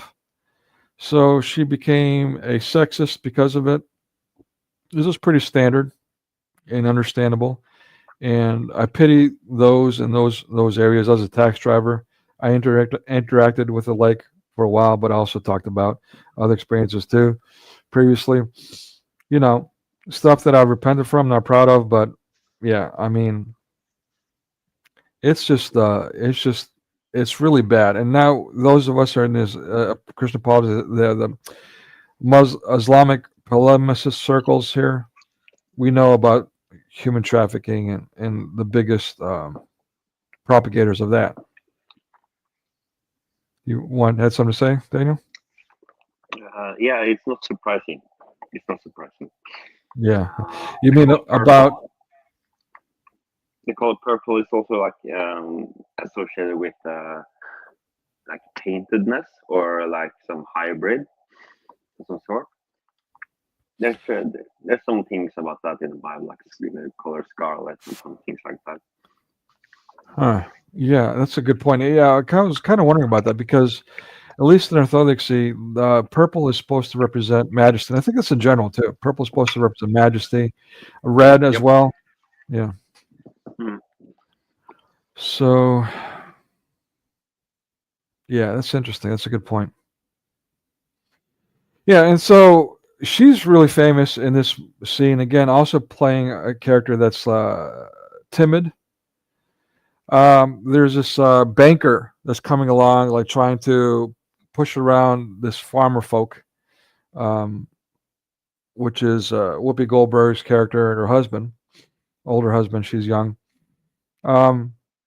and he's extremely, as they say, house nigga looking. He's like he's got a lot of cream in his coffee. He's mulatto. He's like very white looking. He's light skinned. Light skinned is the term. Light skinned. And so, therefore, you can argue he represents the white suit banker. Anyways, and so she offers him some water. She goes in and gets the mason jar for water and spits in it. And she's known for that scene in that movie. Okay. Very common. And they've done this scene over and over again in different movies. All racist, by the way, or sexist. Fried green tomatoes, that takes it to a whole other level. That's promoting cannibalism, just so you'll know. But absolute sexist movie that takes it to cannibalism. Basically, what we heard about that one woman that was taken, I think she was Christian, I'm not sure, by Muslims. I can't remember which country. But basically, she and her children were taken, and they were starving her, and then finally fed her, and they fed her children. So fried green tomatoes made by Jews glamorizes that kind of behavior. And again, another award winner, fried green tomatoes. Wait, did you say Jews? Really? Fried green tomatoes. Again, that's a shot in the dark. I couldn't even tell you who the production company is offhand, but I'm glad you challenged me on that. I don't have time to look it up myself. I mean, you know what? Since you asked, let's do this live. Let's look. Yeah. Let's look at. Let me share my tab here. Fried green tomatoes. Let's see who the production company is. Okay, how sure are you? Am I sharing my thing on the screen? Oh, I'm not sharing my. Well, let me share this. Okay, fried green tomato. Still like. Oh, I got to put it on stage. That's what it is. Okay, so we've got recipes for, not what we're looking for. Hold on. Let's do International Movie Database. Fried green tomatoes. Nice. Yeah. Yeah, and this was actually, I'm embarrassed to admit, one of my favorite movies back in the day. Lord have mercy. Yeah, I know, right? Driving Miss Daisy. Look at what it's associated with. Steel Magnolias. All right. Okay, so the production company is all the way down. Universal. Okay. A mixed company, but still predominantly Jewish. And I believe this is one that's been gobbled up by Disney. Not 100% sure on that, but I believe so. Universal Pictures, yeah. You're not that far off, at least. All right, so let's get back to my ho-hum presentation here. Okay, yeah, and at the bottom left, now we see a scene in a church, and this is one of the main conflicts in this movie, if you will. It's between the PK, the daughter of a minister, and this conservative minister, you know, the played out trope Hollywood rhetoric here. And so she's like, she's going into the local ghetto little hangouts, little pubs. I don't know what they're called. We in my neighborhood back in the day, we call it the Bottom. I've been to them, and it's quite creepy. It's just like they portrayed in the movie, even in the modern era. At any rate, she's a regular one of those, a performer, a singer, and one of those, a jazz singer. And so she's she's at war with the Christian conservative. How dare he not allow him to express myself? You know. And yeah, and so their congregation, this little pub, this little dive, they do this march right into the church during the sermon, and we celebrate that. This is The Color Purple, the award winner. Now they've had a recent remake, The Color Purple. No, I haven't watched it, and no, I'm not going to watch it. You couldn't pay me enough to watch that, and I'm not kidding. I mean, it would take thousands, even though I'm desperate. I'm destitute, literally. I'm no joke. You cannot pay me enough to watch that movie. Yeah. In fact, I would probably give you your money back after watching it. I would probably not do it. Yeah. All right. So let's go on to the next one. We've got Ghost, the other Academy Award winner. And again, I've spoken about the Academy, how it's Masonic. I'm not even talking about the trophy and what it's supposed to represent and all that. Some would call that a conspiracy theory. I'm talking about how the very first Academy Awards, the Oscars, was held in the Masonic Lodge. And then it's now being held right across the street from the Masonic Lodge. So, yeah, you know about that too. Okay, so there you go. Ghost. What needs to be said here? It's about a seance, a woman who's a medium who does seances, who's a witch, basically. And she's one of the prominent characters who brings this couple together. The man who's died, who's been murdered, and now they have romantic relationships together. Thanks to Whoopi. No pun intended. I thought I've seen this movie, but I think this is like a very cliche, like a trope in a lot of movies. Yeah, well, it's been made fun of a lot. The witch coven, like you sit in a ring and the lights are there. Yeah, and I had a clip actually of this scene of the seance, or how she's introduced, and it's like this grandiose thing.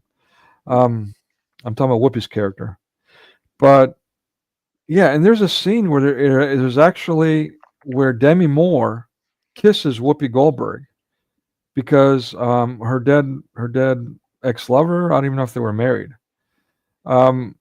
possesses her, and so now they kiss. Like, what the hell, man? But this is the stuff that is not only propagated, made prominent by Hollywood, but people love. People love this movie. I liked it. I don't know if I loved it, but yeah, I liked it. I was a fan of Patrick Swayze back in the day. I liked the movie Dirty Dancing, I hate to admit, which is promoting abortion. Yeah. Yeah, one of many. Sorry. No, you said you didn't want to watch that previous movie you mentioned. Why is that? You talking about The Color Purple, the modern version? Which one? Yeah, exactly. I can't take it, man. I'm sorry. I can't take. It's modern, or is it like it's too obvious to you now? Or what Yeah. No, it's literal torture for me. I just got through watching Captain New World Order. It's Captain Anti-America. It's Captain America New World Order. Sorry? You did watch it. I had to. I got to do a review on it. So I had to watch that. Sure. Yeah. So yeah, but I mean, I get a teaser. What do you think?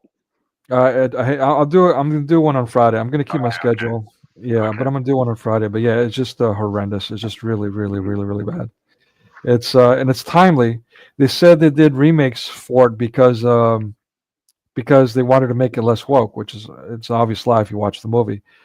And not only that, but the timing is interesting. Where before, if they showed it, they would be calling out Biden for being who he is, a communist and the evil guy and all this. But instead, they waited for Trump, and now they're revealing it. And Black History Month, no less. That's interesting. That's actually really Yeah. interesting. So yeah, that's all I got pretty much for this ghost movie. It's just yeah. Okay, so how Stella got her groove back. This is again the NAACP called the Image Awards. You can see now this is about an older woman who is a single mom. Again, going back to the series Julia, which we might take a glimpse on, depending on time and all that. Yeah, I mean this whole broken home thing has been glamorized, promoted by Hollywood, by 30 Rock, by TV, for a long time now. So here we got, again, an older black woman with a young black man in Jamaica. She's taken her son, a single mom, and left him to grandma and went on vacation. Again, her son is the one in the middle here. We don't see him at all. And it's basically her and her best friend, which is played by Whoopi, who is now we got to feel bad for her because she's dying of cancer. And I don't mean to say that way. I've got very dear loved ones, a lot of them who've died of cancer. I hate cancer, and I hate people. I hate when people allow it to happen. It's not. I mean, after lethal serums, no one should be having any controversy about why the FDA allows carcinogens at any degree. And never mind the 5G discussions and all these other things. But anyway, so yeah. So she's, of course, the modernist, the character, telling a single mom, you do you, girl. You do you. Have an affair. Have yourself a young man. And so you see on the bottom right, it's a pretty young buck. It shows one that probably looks like her son, But you see him, it's a soft porn essentially, and butt naked, literally seeing his butt for the gays out there, and the women, of course, and all this stuff. I mean, it's pretty raunchy. It's questionable. And of course, she's a woman of power. She's I believe it was a stockbroker, right? And so we're playing into this Black Queen stuff too. Uh-oh, did I lose you? Or here, I heard another click.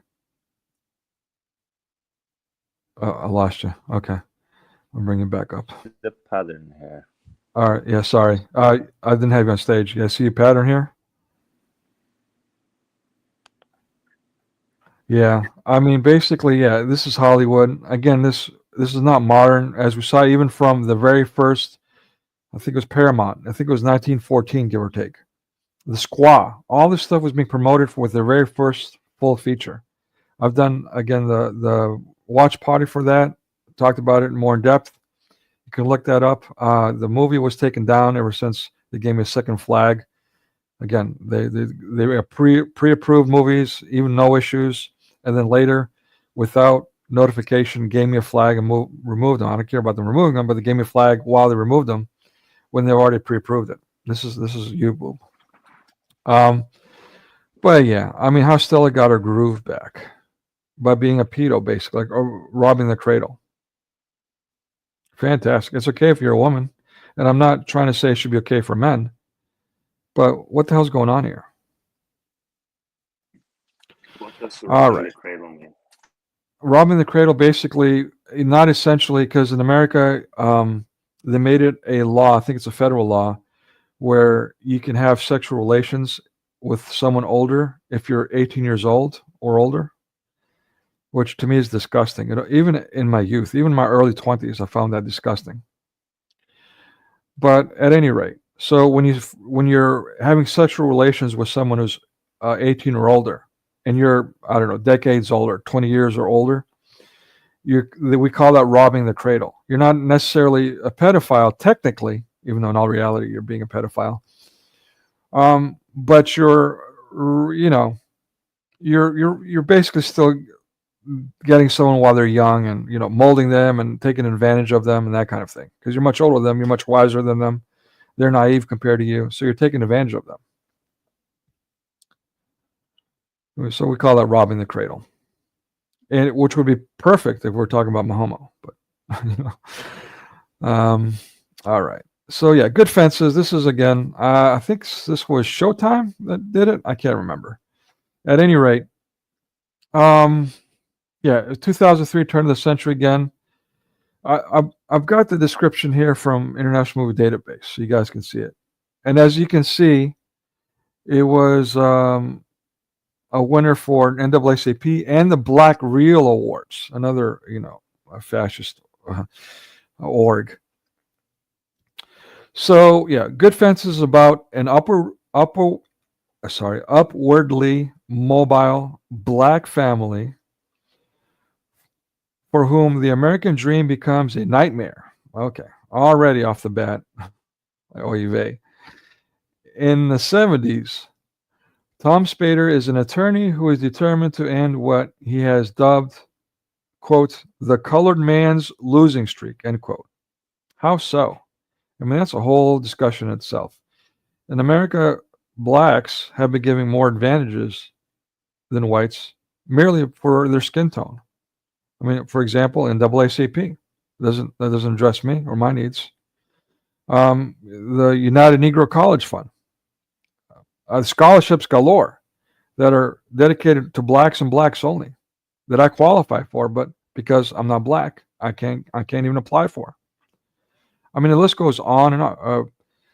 When I was in need at one point, taking care of some people, I went out to not even welfare, but the employment office. And they marched me out, laughed at me because I'm not black, I'm not Hispanic, I'm not a single mom. Literally explicitly told me that. They're laughing at me, laughing in my face. Told me, get out of here, go get a job. An employment office.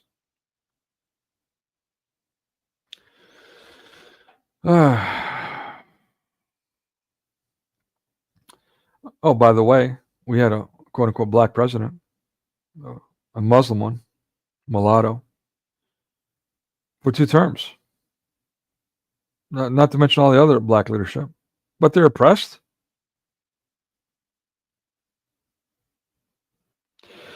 When his winning of a high-profile case thrusts him into the limelight, must be another Crump,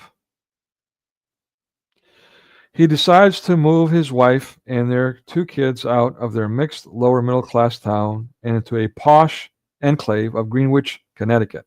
Connecticut is known for being white. And so, blacks into a white neighborhood. Doesn't get much tropier than that. Standard Hollywood. Again, I didn't watch this. I don't have access to it. Yeah, you might be able to find it online if you're really interested. All right, let's move on to the next one. The Long Walk Home. I mean, just looking at the movie poster kind of says it all. Okay, at a time in America when everyone else did what was expected, okay, whatever that's supposed to mean, they had courage to do what is right. Courage, bravery, boldness. We haven't heard that before. Usually associated with a communist agenda, no less. Okay, so it's about two women in black and white, as you see in the poster, in 1955, Montgomery, Alabama, who must decide on going on to do the response to the famous bus boycott led by Martin Luther King. Now, Chatter Jackson and the gang, they're doing a lot about Martin Luther King, supposing his disclosed documents have just recently been released. A lot of it has been blacked out, no pun intended, redacted. So no surprises there. That's what they do. They release something, but they cover everything up.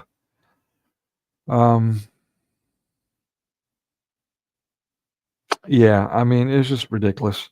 Again, the other one, Fatal Beauty, also got a NAACP Image Award. Another flop. Again, this is I don't want to say ethnic cleansing. That's not, but it's more blackface, whitewashing, whatever you want to call it. Gender swapping. She's a undercover detective. Whatever. And you see, I mean, this is a moment where the white guy, he's actually a good guy, that's supposed to be oppressing her in the shot in the bottom middle. Are we sure that Goldberg is not a Jew? I'm positive she's not a Jew. I mean, maybe somewhere down her line she's got a mother that's Jewish, but Goldberg's not her real name. That I'm 100% certain of.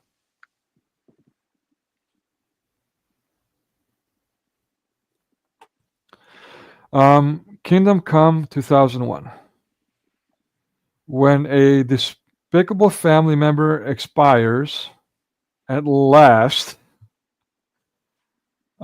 his relatives, the expired family member, gather to comfort one another and to settle old scores. So they come for the inheritance, and there's all this family drama in lieu of that. And they say a picture's worth 1,000 words. You see all the tropes here. Also notice how there are a lot of famous people here put in this movie that nobody's heard of or watched. But yet it's an award winner. But also, yeah, Kingdom Come. This talk about blasphemy, right? Not only is the movie blasphemous, they've put the setting of, as you see, the church and this sacrament of the funeral. They've turned it into this thing about money and love of money and division. But they're using a line from the Lord's Prayer, "Thy kingdom come, thy will be done," from the Lord's Prayer, to be blasphemous. Again, 2001, turn of the century, when things suddenly, all these movies became dark. They became very, what's the word I'm looking for? Downcast, despondent, disparaging. The 2000s was all about getting you depressed. Lately, it's all about lighting and the lack thereof, the green agenda. The emos, and the vampires, all that stuff, the goth. Yeah, thank you. Yeah, thank you. Yeah, exactly. All right, let's move on. Movie Guide Awards. An award nobody's heard of, but they had to make it prominent, this movie. All right, Theodore Rex, another flop. What is this about? About promoting evolution, dinosaurs, and all that. There's some controversy about that. Understandably so. I've seen one of the most complete fossils outside of the woolly mammoth, which was a giant sloth. And that was about only half. It was about 60% complete, give or take. So in other words, only half of it did they have of the fossil. The other half they had to pretend they knew what it was. Fill it in. And that's their fossil record. Okay. Outside of Lucy, too. A Neanderthal. And again, even that is controversial. What is that? Yeah, so this one got 2 awards. Fanta Festival, whatever that's supposed to be, and the Razzie Award for the worst actress. So Fanta Festival says, "Whoa, best actress, amazing work." Razzie's like, "Give me a break." she keeps getting hired. How's that? Right. Yeah, and so the telephone, which is kind of fitting in today's day and age, where we're all forced to have a cell phone if you want to get employed, or if you want to interact with your utilities companies and so on. And especially during the lockdown, the Vax Pass, where it was explicitly passed by law, you had to have a cell phone. Never mind the peer pressure thereof that's created. So in 1988, late 80s movie, this is a movie about her doing everything on her phone, living life in her apartment, doing everything on a phone. This is before, mind you, before cell phones became a thing. Back then in 88, very few had cell phones. So the very rich might have had a cell phone in their car using satellite. Again, some kind of military style. People had this big old carrying case, and they had to wind it up and use a mobile phone that way. And that was their cell phone. Around the early 90s, cell phones started coming around. They became more mainstream. Pagers were popular back then, but then cell phones started coming in. And they were like these massive things, kind of like the phone that you see in this image. So what's this movie about? A crazy out-of-work actress. So this writer basically we're probably talking about themselves here. Vashti, okay, and Blue, all right. Spends all her time in her small apartment, what we're doing now these days in the 2020s, after the lockdown. We've all become accustomed to being locked up. With her pet owl, not a cat. She's not a cat lady. She's a bird lady. One of my students is a bird child too. Like she carries her birds on top of her head. Joy. In her telephone, her owl, her pet, and her telephone, which she uses to try to solve all her problems in life. All right. And I want you to pay attention to the movie poster, how we're doing the Jesse Jackson Rainbow Coalition imagery there. Also, the Green Agenda zebra phone. It might be a black and white thing, I don't know, but I find all this, it's quite selective, right? Again, here, this one won a Blimp Award, which is a child movie award, Kids Choice Awards. Kids Choice for this movie? What's that supposed to be about? Grassroots push much? And of course, a Razzie, again, for Worst Actress. Best Actress, Worst Actress. Which is it? A movie nobody's ever heard of. All right, Jumpin' Jack Flash. This is my personal favorite. This is give or take when I developed a crush for her. I watched her stand-ups too. I can't remember if it was before or after that. I hate to admit I liked them, and we're going to take a close look at that in a moment here. We start looking at some stuff here and reviewing some videos. Yeah, but in this movie, she's a techie, which back then, we're talking about mid-'80s, being a techie was like being a wizard. It was like you had the magic touch. Nobody knew anything about technology back then. Now everyone is like video editing and doing all kinds of things at the tips of their fingers. And she becomes the anti-hero. Basically, she becomes a hero even though she doesn't want to be. She's kind of caught in the middle of things. But she's the prominent figure, so she's the hero. All things go through her. She's the one that has to save the day. A black woman. Back then, no big deal. Now we see the pattern. We see where all this was leading to. And they were quite explicit back then, too. Just, at least for some of us, it just wasn't registering. We weren't being honest with ourselves, with what we were watching. And she develops a relationship. Again, the bottom middle character, that's actually the villain, even though he's British. The bottom left, you can see again, we're playing on tropes. So the evil white suit and the incompetent white man. Yeah. The bad officer, no less. Yeah, but she has a romance with this character. You don't really see it till the very, very, very end. a very blonde, broadish British guy. Again, these other minions here are very Anglican looking, very Northern European looking, right? We see that quite frequently in Hollywood too. Very Dutch, very German looking. Yeah, so basically that's it. We see all the standard stuff. And again, I'm embarrassed to admit this was one of my favorite movies. So yeah, that's all I got. Let's take a look at now. Let's go to this one. What is this? Okay. Yeah, we already talked about this, but let me go ahead and put this up on stage. For those who may have missed it. Which one is it here? Okay, ABC. Sorry, go ahead. Have you seen Jumpin' Jack Flash? Oh yeah, I watched it repeatedly. It was my favorite movie back in the day, or one of my favorite movies. Really? Okay. Yeah, okay. Where does the name Flash come from in that movie? Well, it's supposed to be, and again, this is a song that they play throughout. But again, British Invasion, Rolling Stones. I don't understand their popularity, but this was an old Rolling Stones song that was really popular. Jumpin' Jack Flash is a gas, gas, gas. It's talking about the anti-communism, war, or I should say anti-America. It's anti-America rhetoric. Why is America fighting communism abroad? Okay, I think I need to watch it to understand it. Oh, I'm sorry, and my apologies in advance. Okay.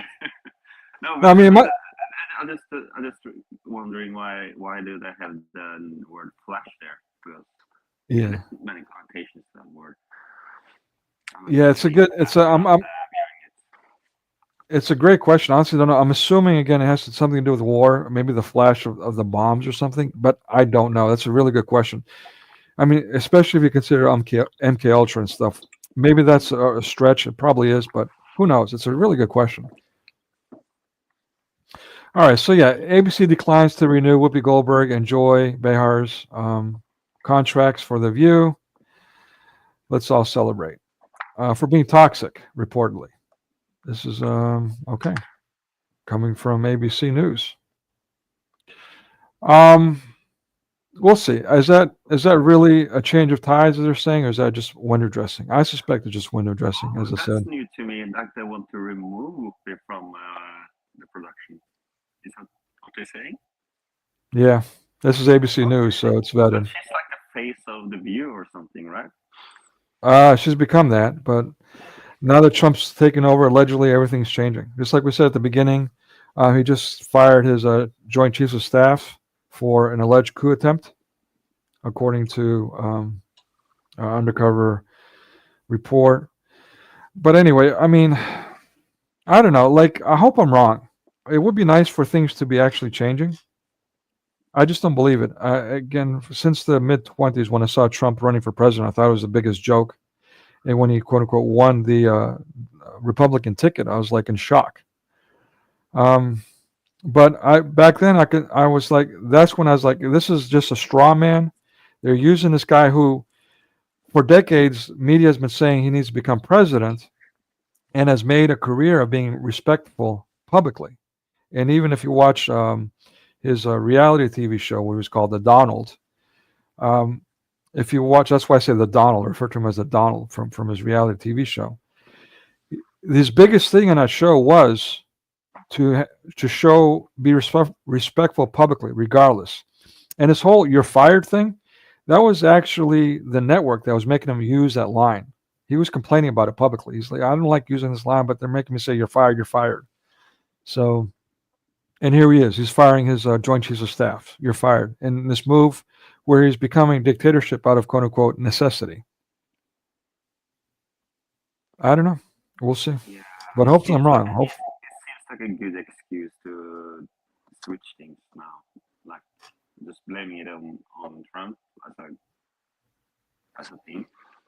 I'm sorry, I can't quite hear you well because of my headset. I've got a cheapy headset, the cheapest I can find. So the last one broke. Blaming it on Trump would be like a thing to do. Oh right, like yeah, exactly. Like yeah, exactly. I mean, again, for a few years before that, I was calling people what we call the left, but anyways, I was calling them mass media Moonies because I could see where this was going. The depth of their conditioning, their brainwashing, even around the late 2000s, early 2010s, it was so deeply ingrained that they were blinded and they were becoming fanatical. They're becoming dangerous. And I was like, man, they're going to become so dangerous. They'll be a danger to themselves, where just like the Moonies of California that were setting themselves on fire in protest in the mid 20th century and later, they're going to be setting themselves on fire just because of mass media rhetoric. And sure enough, And they did, when the right? strong, sorry? They did, right? Yeah, exactly. Yeah. Two cases of this are well publicized. One was when Trump was elected president. When he won the election, this beta male, this dweeb with glasses, goes in front of Trump Towers and sets himself on fire. And then again recently, this pro-Palestinian military guy sets himself on fire.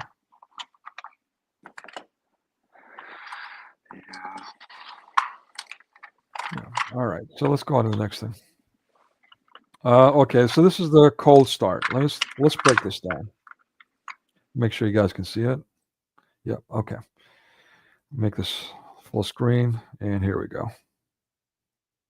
Now think of what that must be like to get a telegram from the president. Okay? Come on, really? It's an advertisement. Sorry, folks. So basically, let me just say that she's referring to Ronald Reagan. This is the 80s. So she's talking about Ronald Reagan. And for those who don't know, Ronald Reagan was a former movie star. Also, thanks to, what's his name? InfoWars guy, Alex Jones. His home video when he snuck into the Bohemian Grove. And there's a lot written about the Bohemian Grove. You can look into this yourselves. But yeah, he was also in the part of the Bohemian Grove bushes. But anyway, yeah, she's referring to Ronald Reagan, who back then was my favorite president. The 80s was a time where everyone and anyone could get a credit card, and so commerce was accelerated. So times were good. People can afford things. Let's argue that, even though they were putting themselves in debt to buy things, home loans and the whole nine, cars, you name it. Anyone. I mean, even a teenager without a job could literally get a credit card. But the 80s was good living though. We're all being made into absolute indentured servants, student loans. But then the other thing I like about him and his wife is extremely criticized for this, is their Say No to Drugs campaign. Like even a broken clock is correct twice a day. So I'm still a big fan. They're still my favorite because of that, because of the Say No to Drugs and that movement, raising awareness for that, where Hollywood was doing the exact opposite. Again, absolutely ripping into Nancy Reagan and her Say No campaign at every opportunity again, being completely vile. And you'll see this here. That must be like to get a telegram from the president. Okay? Talk about your kids. Wonderful idea. Now, Nancy, on the other hand, anorexic bitch that she is. Okay, so ad hominem. I don't know if she's anorexic, but she's calling her a bitch. Why? And everyone's having a laugh at it. What's so funny about that? Was that a funny joke? No. But okay. I don't like her. See, I think she's living in an unreal world. This is a woman who probably had nothing to do. All the first ladies are supposed to be together with their president husbands, right? And poor Nancy, she know what the fuck to do. I don't know what I'm. Okay, this is Whoopi acting like Nancy. Now, I don't remember Nancy acting like this. I was pretty young, but.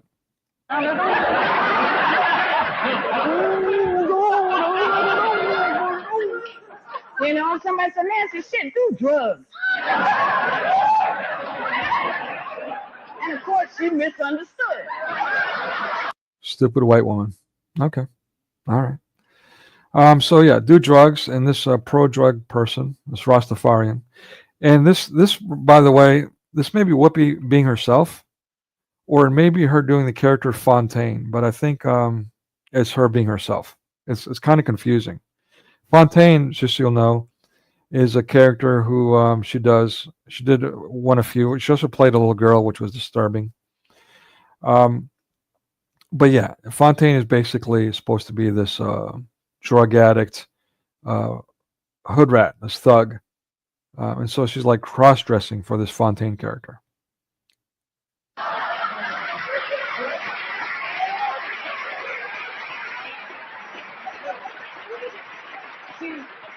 See, the woman living in an unreal world. Explain to me how you tell an urban teenager who lives in the street, in the school systems of the real world, just say fucking no. Did you catch that?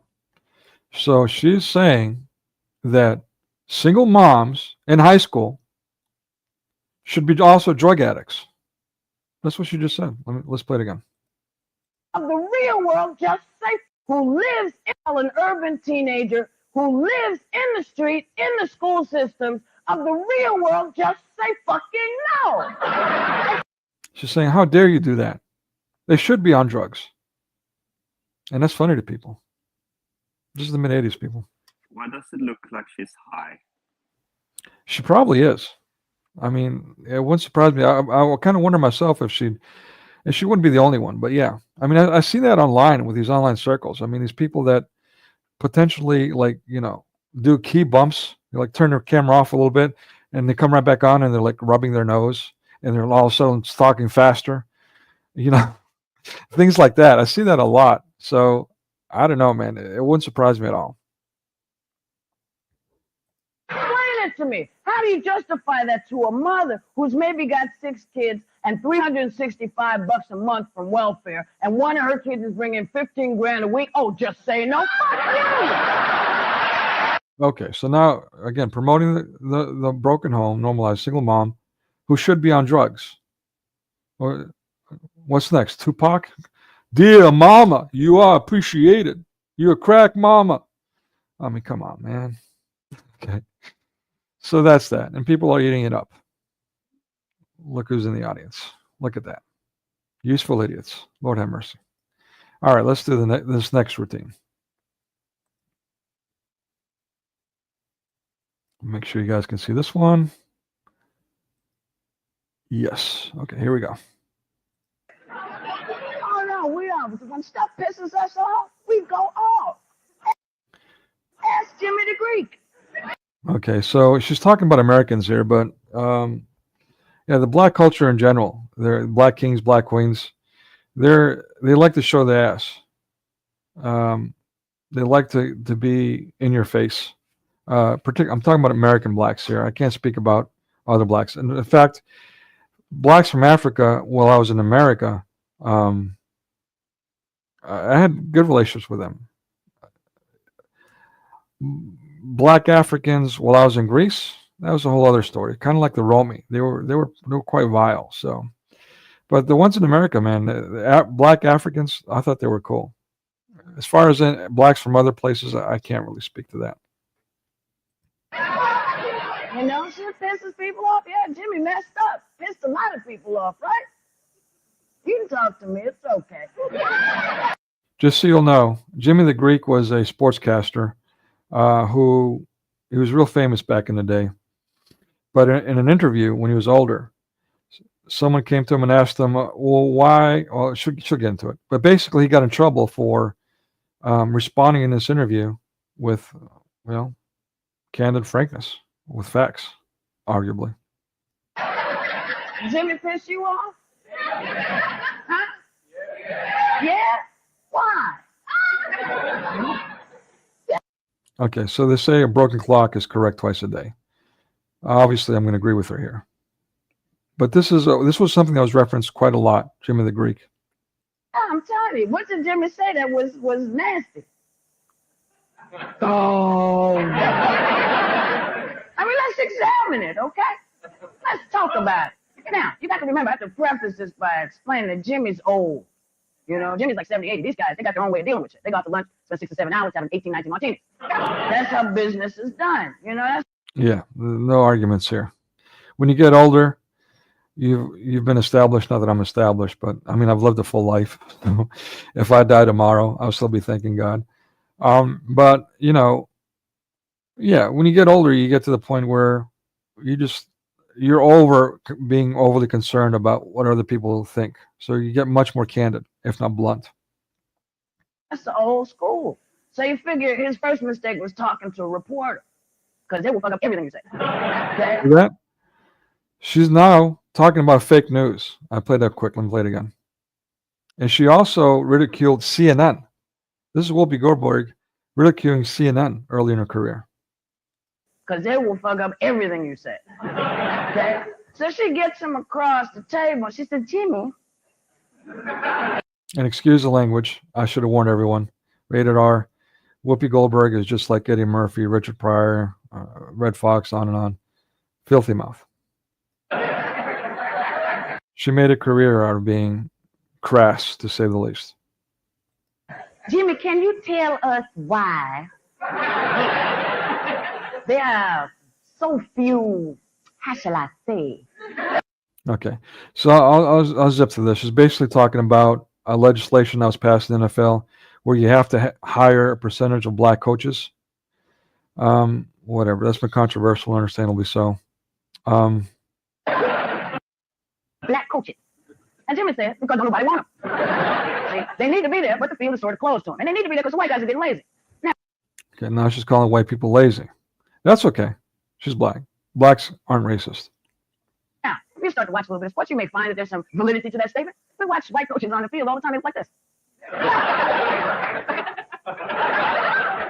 But you see a brother on the field. I got to speak to this. I was a football coach myself. I was an assistant coach.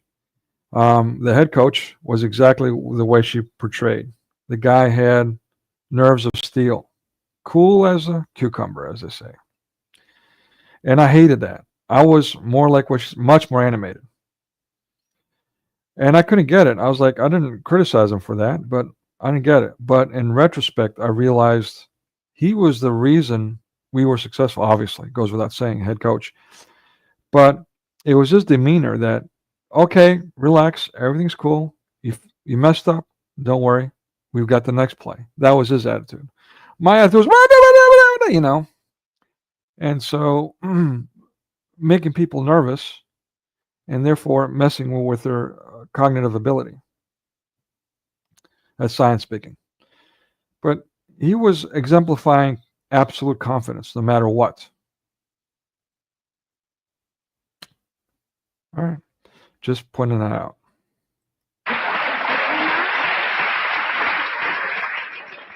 So there might be a little something in what it said. But then she turned around, she said, Jimmy, can you tell us why there are so many, how shall I say, black athletes? And Jimmy said, because that's what there is. That's the way it's been set up. That's how it's been from the beginning. We brought big black bucks and big black bucks, kind of like the well-hung PEDO moment you had on the set of Sister Act 2. Is that what she's talking about? Okay. bred them to big black gals. Brought them to big black gals. Okay. All right. They made big black babies who was fast.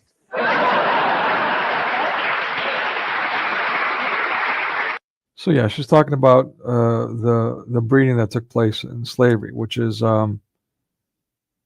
it's common to say now. You know, the movie "White Men Can't Jump" was about that. Just except it was CRT. It was racist. You know, and on and on. I mean, the rhetoric was quite common. But Jimmy the Greek was hated on by mass media, was ostracized by mass media for it. Okay. Where is the offense? What's offensive about that? It ain't a lie. He told the goddamn truth. What happens to you on network TV when you tell the truth is you gone. Yeah, that's Whoopi Goldberg. earlier in her career. Again, a broken clock is correct twice a day. Faster than a fucking dust storm, Jimmy Greek was out of there. You know, I myself tend to think it's because he didn't have enough hairspray in his head. You know, it wasn't hip enough, didn't have the right kind of style and pattern to do the sports. So they got him out of there, and America was happy. I mean, the NAACP probably came. Oh, yeah, Jimmy the goddamn Greek. Get him out of there right now. Wow. All right. So let's do this next one. Speaking of common behaviors here. Okay. This is a scandal that was quite popular not that long ago. The Duke lacrosse scandal. You know what? Actually, let me see. Cut off their. All right. Yeah, let me go back to here. Let you guys take a look at this real quick while we go through this commercial. Yeah, so basically the Duke lacrosse thing. You know what? I don't know what, because it's a long video. I don't want to go through all of this. Should have put timestamps in retrospect. Unprofessional of me. My bad, guys. I could have had timestamps ready for you so we can just skip to the significant parts. All right, let me just go ahead and. A joke by all parties, if in bad taste. It was seen in the many responses and believed to be a parody of the book American Psycho, which had. And this is from a series, as you can see yourself, Forgotten History. I sometimes watch his stuff. I don't always agree with what he says. I'm not, appeal to authority here. Not everyone online is an expert. I get things wrong myself and ask for corrections. And I appreciate Daniel challenging me on certain things, by the way. So I appreciate your boldness there. The last thing I want to do is misguide people. So never mind, ruin my own credibility. But anyway, so yeah, if anyone knows differently when I'm saying something, please correct me. Also, I misspeak regularly. I used to watch my own live streams after I did them so I can improve on them and calm myself, even negations, saying yes when I meant no, and likewise. I know that sounds like BS, but I've got that issue. Just take my word for it. Some people have that issue. So been studied in class. The police released. Yeah, he's talking about this person who put this claim against the Duke lacrosse. For those who are not familiar, Duke is a very prominent university in the South. It's Ivy League. It is a medical university. It's known for its medical school. It rivals anything in Boston, and people worldwide go to Boston. Duke likewise. And Duke, their mascot, by the way, is this blue devil. The name of it is literally Blue Devil. The Duke Blue Devils is the mascot for the sports teams. Go figure that one out. Ivy League. Revelation of the method. At any rate, so basically, this prostitute was she did a house dance party, a strip party thing for a bachelor party, and she came out alleging that they raped her. And I gotta say, knowing what I know and seen and experienced, that's not far-fetched at all. So it's quite believable. But then when you start looking at the evidence, it's like, well, wait a minute. And we'll get into that, but swelling, no abnormalities, and 3 small cuts on her right knee and right heel. When asked, she denied having been struck by anyone. Okay, so basically, the initial medical examination, there was nothing to say that she had any sexual relations, right? And then the scratch on her knee, she said, no, she wasn't. That wasn't from that. Well, she wasn't struck. That was her herself speaking on the day of. The exam did show swelling of her vagina, and Mangum said that she had used a vibrator in a show for a couple. My apologies. Put your children in the other room. Yeah, I should have. Yeah. Okay. So basically, you get the idea. She's doing a little striptease, and by what she is saying, that was actually her own self-doing, literally. Okay. Me, but Oh, are we talking in about Cannon, Whoopi now? Goldberg? and at 27th, Durham County District Attorney Mike Nifong, a Democrat running for public office, made his first public statement on the case. Okay. So this is kind of a Trump guy, right? He's running for office, and now this is his opportunity to go viral and to go with the mass media rhetoric. It was an election year, and he needed the black vote to stay in office or lose his job. So he Since then, he had lost his job. And what happens is these guys they get kicked out of school. They're hated on, death threats included. Ivy League white boys, the white suit trope.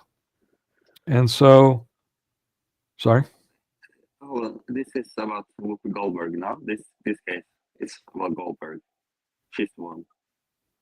No, yeah, Whoopi Goldberg has nothing to do with this case. I'm just pointing out the standard behavior when it comes to male-female sexual abuse. In this case, it was a rape of a prostitute, allegedly.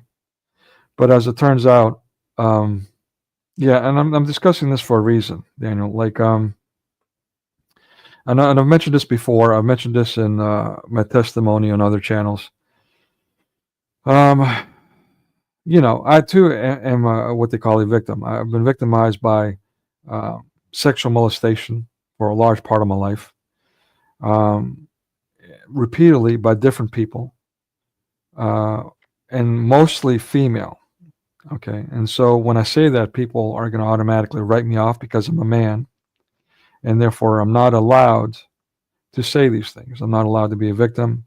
Men don't get victimized by women, which is an absolute lie. Statistically, even adult males get raped by adult women, and knife point and so on.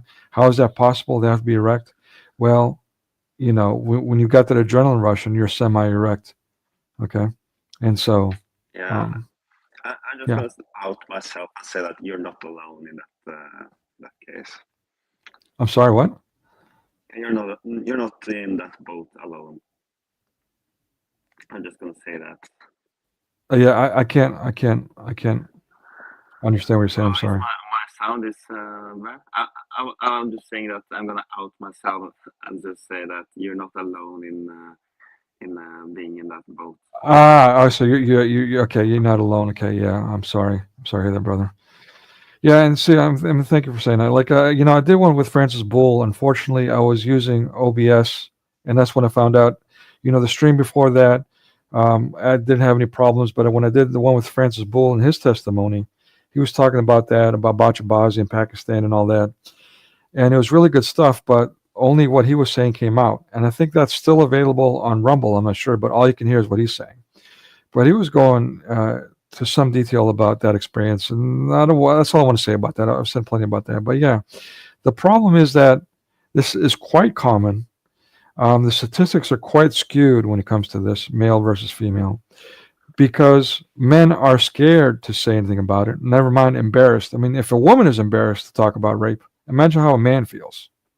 Yeah, that's such a great point. There's so much data and studies on this that are not getting discussed, but that's something we can take on discuss about in the International Women's Day. If you're around, remind me. Yeah, we actually, it'll be perfect. I will. I promise. Thank you. Yeah, God bless you, man. Yeah, because we'll be talking about Oprah Winfrey, who, by the way, said she was a prostitute and was raped, and so she became a feminist. So there you go. So that'll be perfect. But yeah, I mean, it's tragic. I mean, the implications, the harm that it does is immeasurable. But to be accused of that wrongfully, again, the harm it does is immeasurable. These men, for the rest of their lives, guaranteed, are now going to be looked at as the rapists, even though they've been acquitted, even though all the evidence came out. That's how they're going to be treated. Yep, their friends and their knowledge circle of friends, everybody, they will believe the woman, even if they're acquitted or found not guilty. Either way. Yeah. And I'm going to share. Okay, I don't want to make sure. Already shared. My bad. Yeah. So look into this video yourself or into the case. You'll see all this fact that these, and thankfully the politician was booted out who propagated this. But nobody else was held accountable.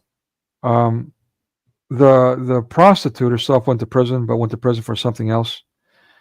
She was quite vile, but then later she comes out and she's another one that's publicly repented. Whether that's real or not, that's between her and God. Hopefully that's true. That'd be nice. She wouldn't be the first prostitute that repented. One of the famous saints of the church, great saint, is Saint Mary of Egypt, who herself was a prostitute, a notorious one, but was repelled by the church, by the institution. She tried to enter, and she was being repelled physically, according to her account, and felt such great remorse that she repented and went out into isolation to make sure that she remained repentant, that she wouldn't be tempted. So, yeah. Anyways, enough of that, I guess. Okay, so the last thing I got is we did the video. The last one I got is this one, Julia. Make sure you guys can see it. Yeah, okay. So this is a 1960s TV series. It went 3 seasons, which is relatively successful. 3 seasons is the benchmark of a successful series. Twice that, 6 or 7 seasons, is a very successful series. When it goes 6 or 7 seasons, to you it'll seem like it's gone on for generations. So it's quite successful. Very few go beyond that, go beyond 10 or so. Among those are things like, ironically, the Simpsons. Okay, that has gone on for over 2 decades. What's the other one? I can't think of. The Simpsons. South Park, again, MTV, 2 decades. So that's mind-blowing, but those somehow go on and on and on, and that's extremely rare. But yeah, all right. So without further ado, let's check this out. This is basically, just so you'll understand what we're looking at, this is a single mom, a black woman in the 60s, who, yeah, she's a single mom. That's all you really need to know. That's her son at this point. Mama.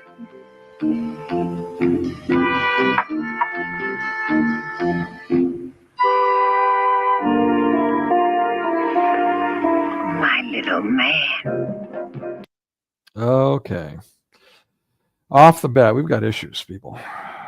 And I'm not talking about the electric complex, which it's underlying, given that this is 30 Rock Hollywood mass media. But let's just argue either way. Let's just say it's argumentative.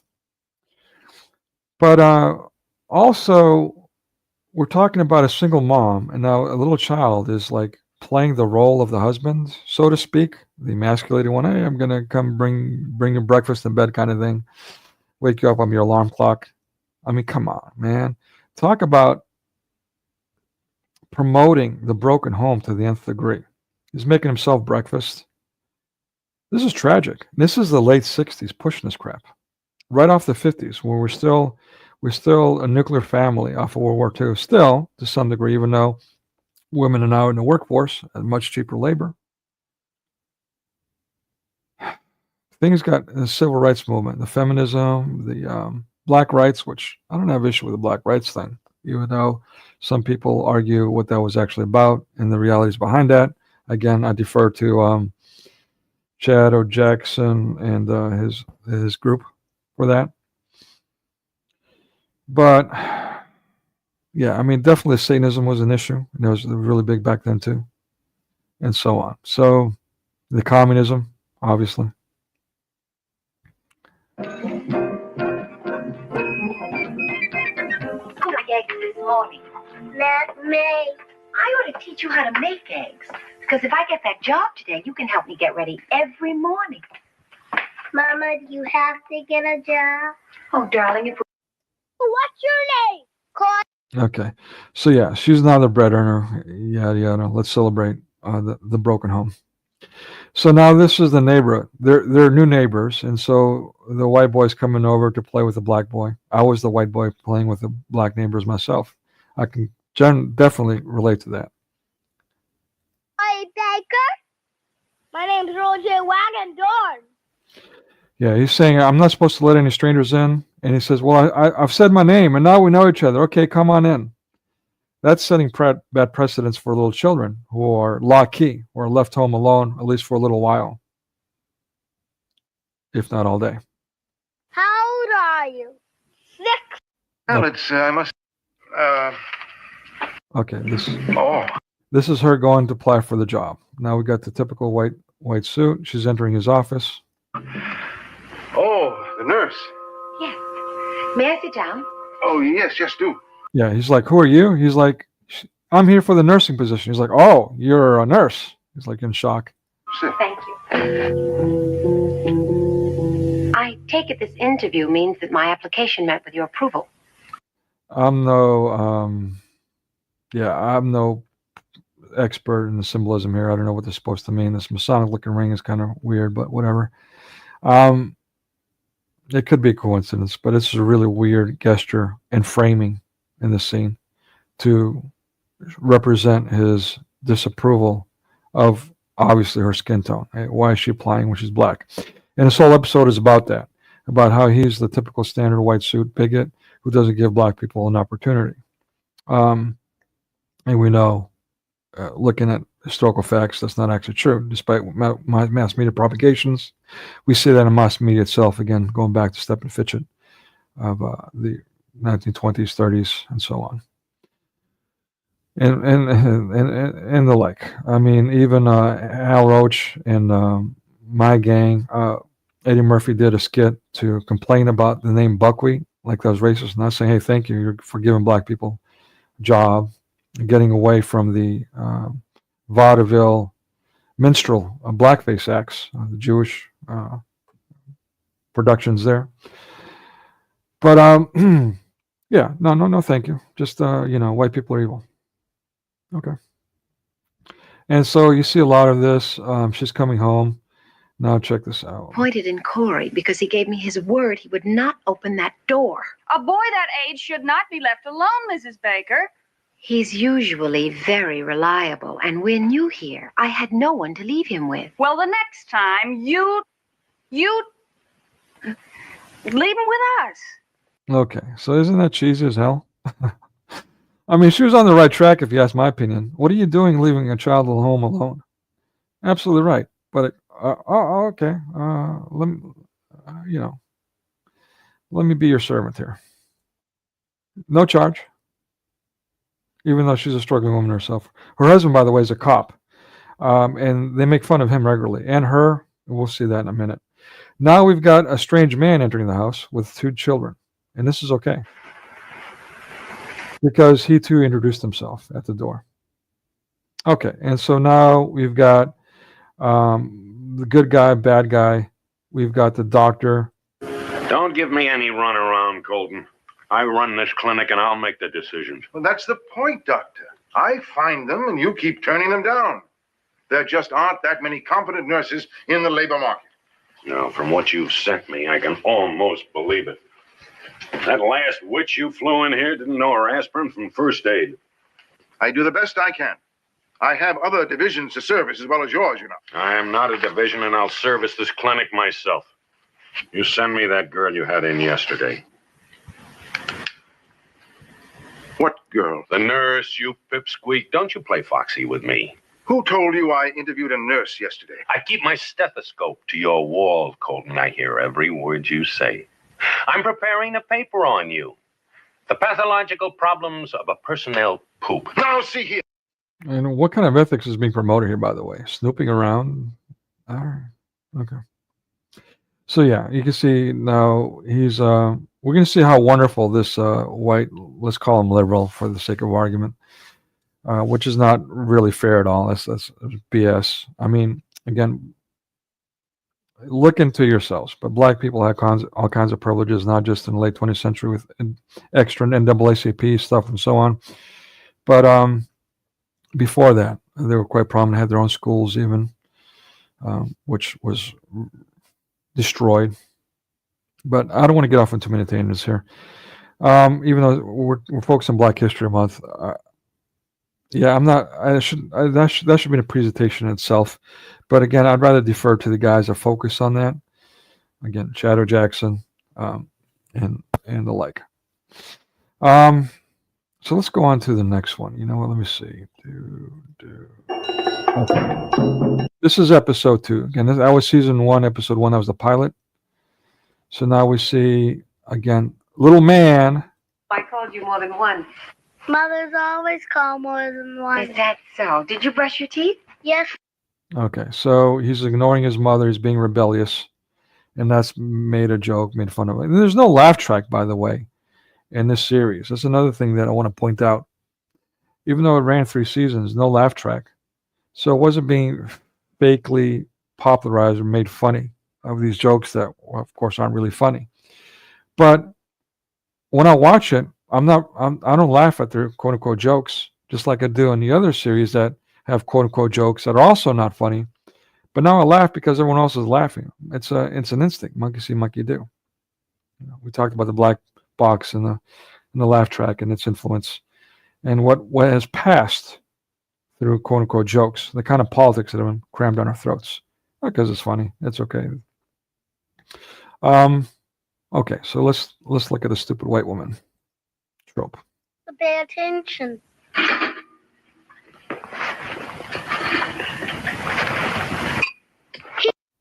Here, I have to eat my cereal now. Oh, that son of mine. He gets mixed up more than a milkman on a new route. What Earl means is, his father, Officer Wagadorn, went to the police pistol range, and we're taking the baby to the doctor for his shots. Then I can't impose Corey on you. Corey? Remember? This is the morning I'm to go for my job interview. This morning? Oh, Mrs. Baker, I thought it was tomorrow. No, today. Now you know why Earl's always getting confused. He takes after my side of the family. Is it his father's side you're always confused? Yep, stupid white people. Stupid white woman, stupid white officer. Fantastic. Okay. What else we got? The job interview. Okay, so now we've got to show this one. We've got the woman in charge, the head nurse. And in the late 20th century, we had the HNIC, head nigga in charge, which comes from the head nurse thing. This is trope. Gate Ridge. What? Don't argue with me, mister, or I'll slam this receiver down so hard it'll drive your ear 3 inches inside that soft skull of yours. Yes, the doctor is here, but he hasn't had his coffee yet. If you talk to him on an empty stomach, the acid will eat the phone right out of your hand. Besides, I run this clinic, and if your man is late with those deliveries one more time... Who runs this clinic? I thought the suit that was racist runs the clinic. No, not him. Okay, so the quote-unquote liberal doctor. Oh, no, not him. No, the nurse. She runs the clinic. Okay. All right. All right, so now she's leaving her son in the car. Keep your fingers crossed and I'll get the job. Oh. Now remember, don't talk to strangers. No, ma'am. Fantastic. What kind of modeling are we doing here? Okay, so now she finally goes into the office to get this job of the nice white man. Come in. Dr. Chegley? Shut the door. Is it shut? Yes, it appears to be. What am I looking at? Pardon? You hard of hearing? No, sir. Well, speak up. I am. What was the question, sir? What am I holding? That is an x-ray. Of what? It looks like a chest x-ray from here. Oh. That's what I thought it was. I should look at x-rays more often. When's the last time you had yours x-rayed, young lady? 4 months ago. You have a healthy look. Oh, when was the last time I had yours x-rayed? Her chest? So this guy's a sleaze. Okay. And they're actually propagating this character. They're glamorizing it. Looking chest. You got a healthy looking chest. Fantastic. What kind of precedence is being set here? Casting couch, exploitation of power here. Wow. Julia Baker, huh? Yes, sir. Or is it all white men are sleazes? But you know, their relationship is like that throughout the series, and I'm just going to leave it here. There's plenty. Again, these are arguably randomly selected. I know it's the first and second episode. Let me go back and share the link of the first one. This person in particular has all the episodes available online, all except for episode 4, season 1. But it's just saturated with this stuff over and over and over again, more egregious than the last. But again, that's from the 60s. This is when only 3 channels were on available on television. That's all you had. The big 3, they called them: ABC, NBC, and CBS. And so everybody was watching this. Obviously, it was influential. Everyone was after their 2-income family lifestyles were coming home for dinner, and in front of their 1 television, maybe 2. Back then, it was probably 1 television set in the center of the house, watching TV while they ate dinner together, not even talking to each other anymore. So yeah, I think that's pretty much all I got for you guys today. Yeah. So the next one is, if all goes well, we're gonna do a watch party on Rumble only, because for some reason this is not being allowed to be shown in the States. It's Charlie One Eye from the 1970s. This is a good one. It includes Native American Indians of Color Month, right? And a black character, a couple black characters, bad and good. So, and it's a Western. It'll be a change of pace, an action film. So we'll see that on Rumble and private viewing. I'll start to stream here. We'll say a couple of notes before we do the viewing, and then I'll shut off YouTube while continuing on Rumble to do the private viewing there. And then we'll discuss the movie and other stuff afterwards on Rumble. Does that And mean then mean that you will have a notification on YouTube first and then move to Rumble? yes, yeah, just to get some folks an opportunity to come on over from YouTube. Yeah, and then that will be at noon Eastern Standard Time, my usual time. So I plan on sticking to this. Like I was saying earlier, the second job, I'm not sure what's going on. This person has a habit of not keeping in touch with people. I'm not trying to be critical. I'm just, this is for sake of disclosure. But so I don't know if it's just that, or if he just doesn't like the work I've done and is not saying so, because I take things to the extreme when it comes to Islam. I'm very blunt.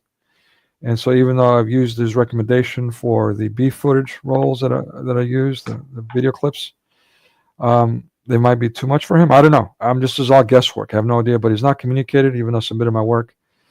So at this point, I'm just going to readjust and just, as per his advice, just do what I can, not kill myself, quote unquote, and do what I can.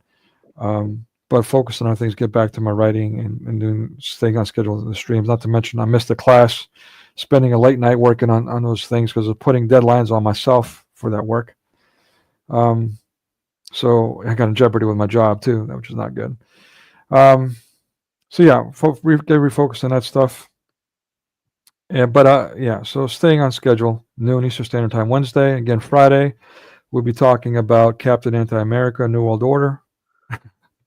And that should be a good one. Friday? Yes, Friday at, again, the same time, same I will batch. try to watch it. Why not? All right, no. I will try. I think I should. Well, I won't be showing the movie because of copyright. So, Of course not. Yeah. I'll just be showing static images. I'll try to get away with showing a clip just like everyone else does and gets away with it. But again, YouTube treats me differently because my content is different. And that's the only other difference. It can be because my 150 subscribers are a threat to them. And also on on International Women's Day. That's on the 8th of March, right? Yes. Yeah, it's on a Saturday. Yeah. Great. I will try to like prepare some content for that one. Awesome. So I won't just be like, coming with short words. I'll actually try to make something of it. Thank you. Yeah, that'd be great. I'm really looking forward to it. Like, I think that we should like not only ask myself like there's a lot of speaking about the problems and not a lot of action, not a lot of doing. So this would be like a turning point for me. So I just want to thank you for like providing me with a platform for voicing my opinion. I will try to like engage others to do the same as well. All right, thank you for saying that. And likewise, it's you're honoring me not only with your support, of course, that too, but yeah, the things you do here, it's much appreciated. So thank you too. God bless you. All right, did you on that note? Yeah, that's it. That's all. I'm going to wrap up. Did you have any closing thoughts? Any closing thoughts you want to part on people? Well, I came a little late as always, so No I don't actually, but I look forward to the next one. Okay. So, All right, great. see you then. Yeah. All right, thank you, definitely. Yeah, and for me, it'll be just be mindful of, again, the passions of how the media affects you. And now we have a body of evidence when it comes to Hollywood and everything else. We have over a century of a body of evidence of the implications of the who, the when, the what, and even the why. There's a lot of academics like Jay Dyer's one of them who occasionally talks about Hollywood and all that. And but others, there's plenty of others that do that deep dive and with an academic approach, secondary sources into the Fabian School and all these things. So I don't do that myself. If I can add just one thing, like some people that might stumble upon this channel they might think like, well, I'm just going to tell them like this might sound like conspiracy and all that, but try to not toss the baby out with the bathwater. Like, take it as face value. Just take it as it is. Challenge your beliefs. Yeah. Mm. Well said. Yeah. Good expression too. Toss the baby out with the bathwater. Yeah, perfect. Yeah, I mean, again, this stuff, as things are getting undisclosed again, even MK Ultra was quote unquote a conspiracy theory. Now that those documents have been disclosed, we see that's actually was a government thing. The same thing with Project Mockingbird and all these other different projects that are now being disclosed. Those were all real things, and so media has been. The government has been active with the media and all that. These are things they can see for yourself from vetted sources, from the primary source, from the horse's mouth, as we say. So yeah, I mean, to that end, again, the research is that even if you are aware that you're being conditioned, the chances are most of us will still be conditioned. So knowing is not enough, but it's a start. The rest is to get active, to fight back, to push back. Censorship is necessary. Holding people accountable for things like forcing us to lock down and forcing your children to mutilate for the sake of sexual exploitation. All these things must be. I mean, must do something about it. It's up to you to get active. Your government is not doing it. It's on you. You need to hold your government accountable and mass media accountable. That rings so true. All right. So with that, I'm going to wrap up. And remember, blessed are those who endure to the end. Keep on keeping on. And don't lose hope. Don't lose hope. Amen. God bless you. And to think that this was the cause of it all.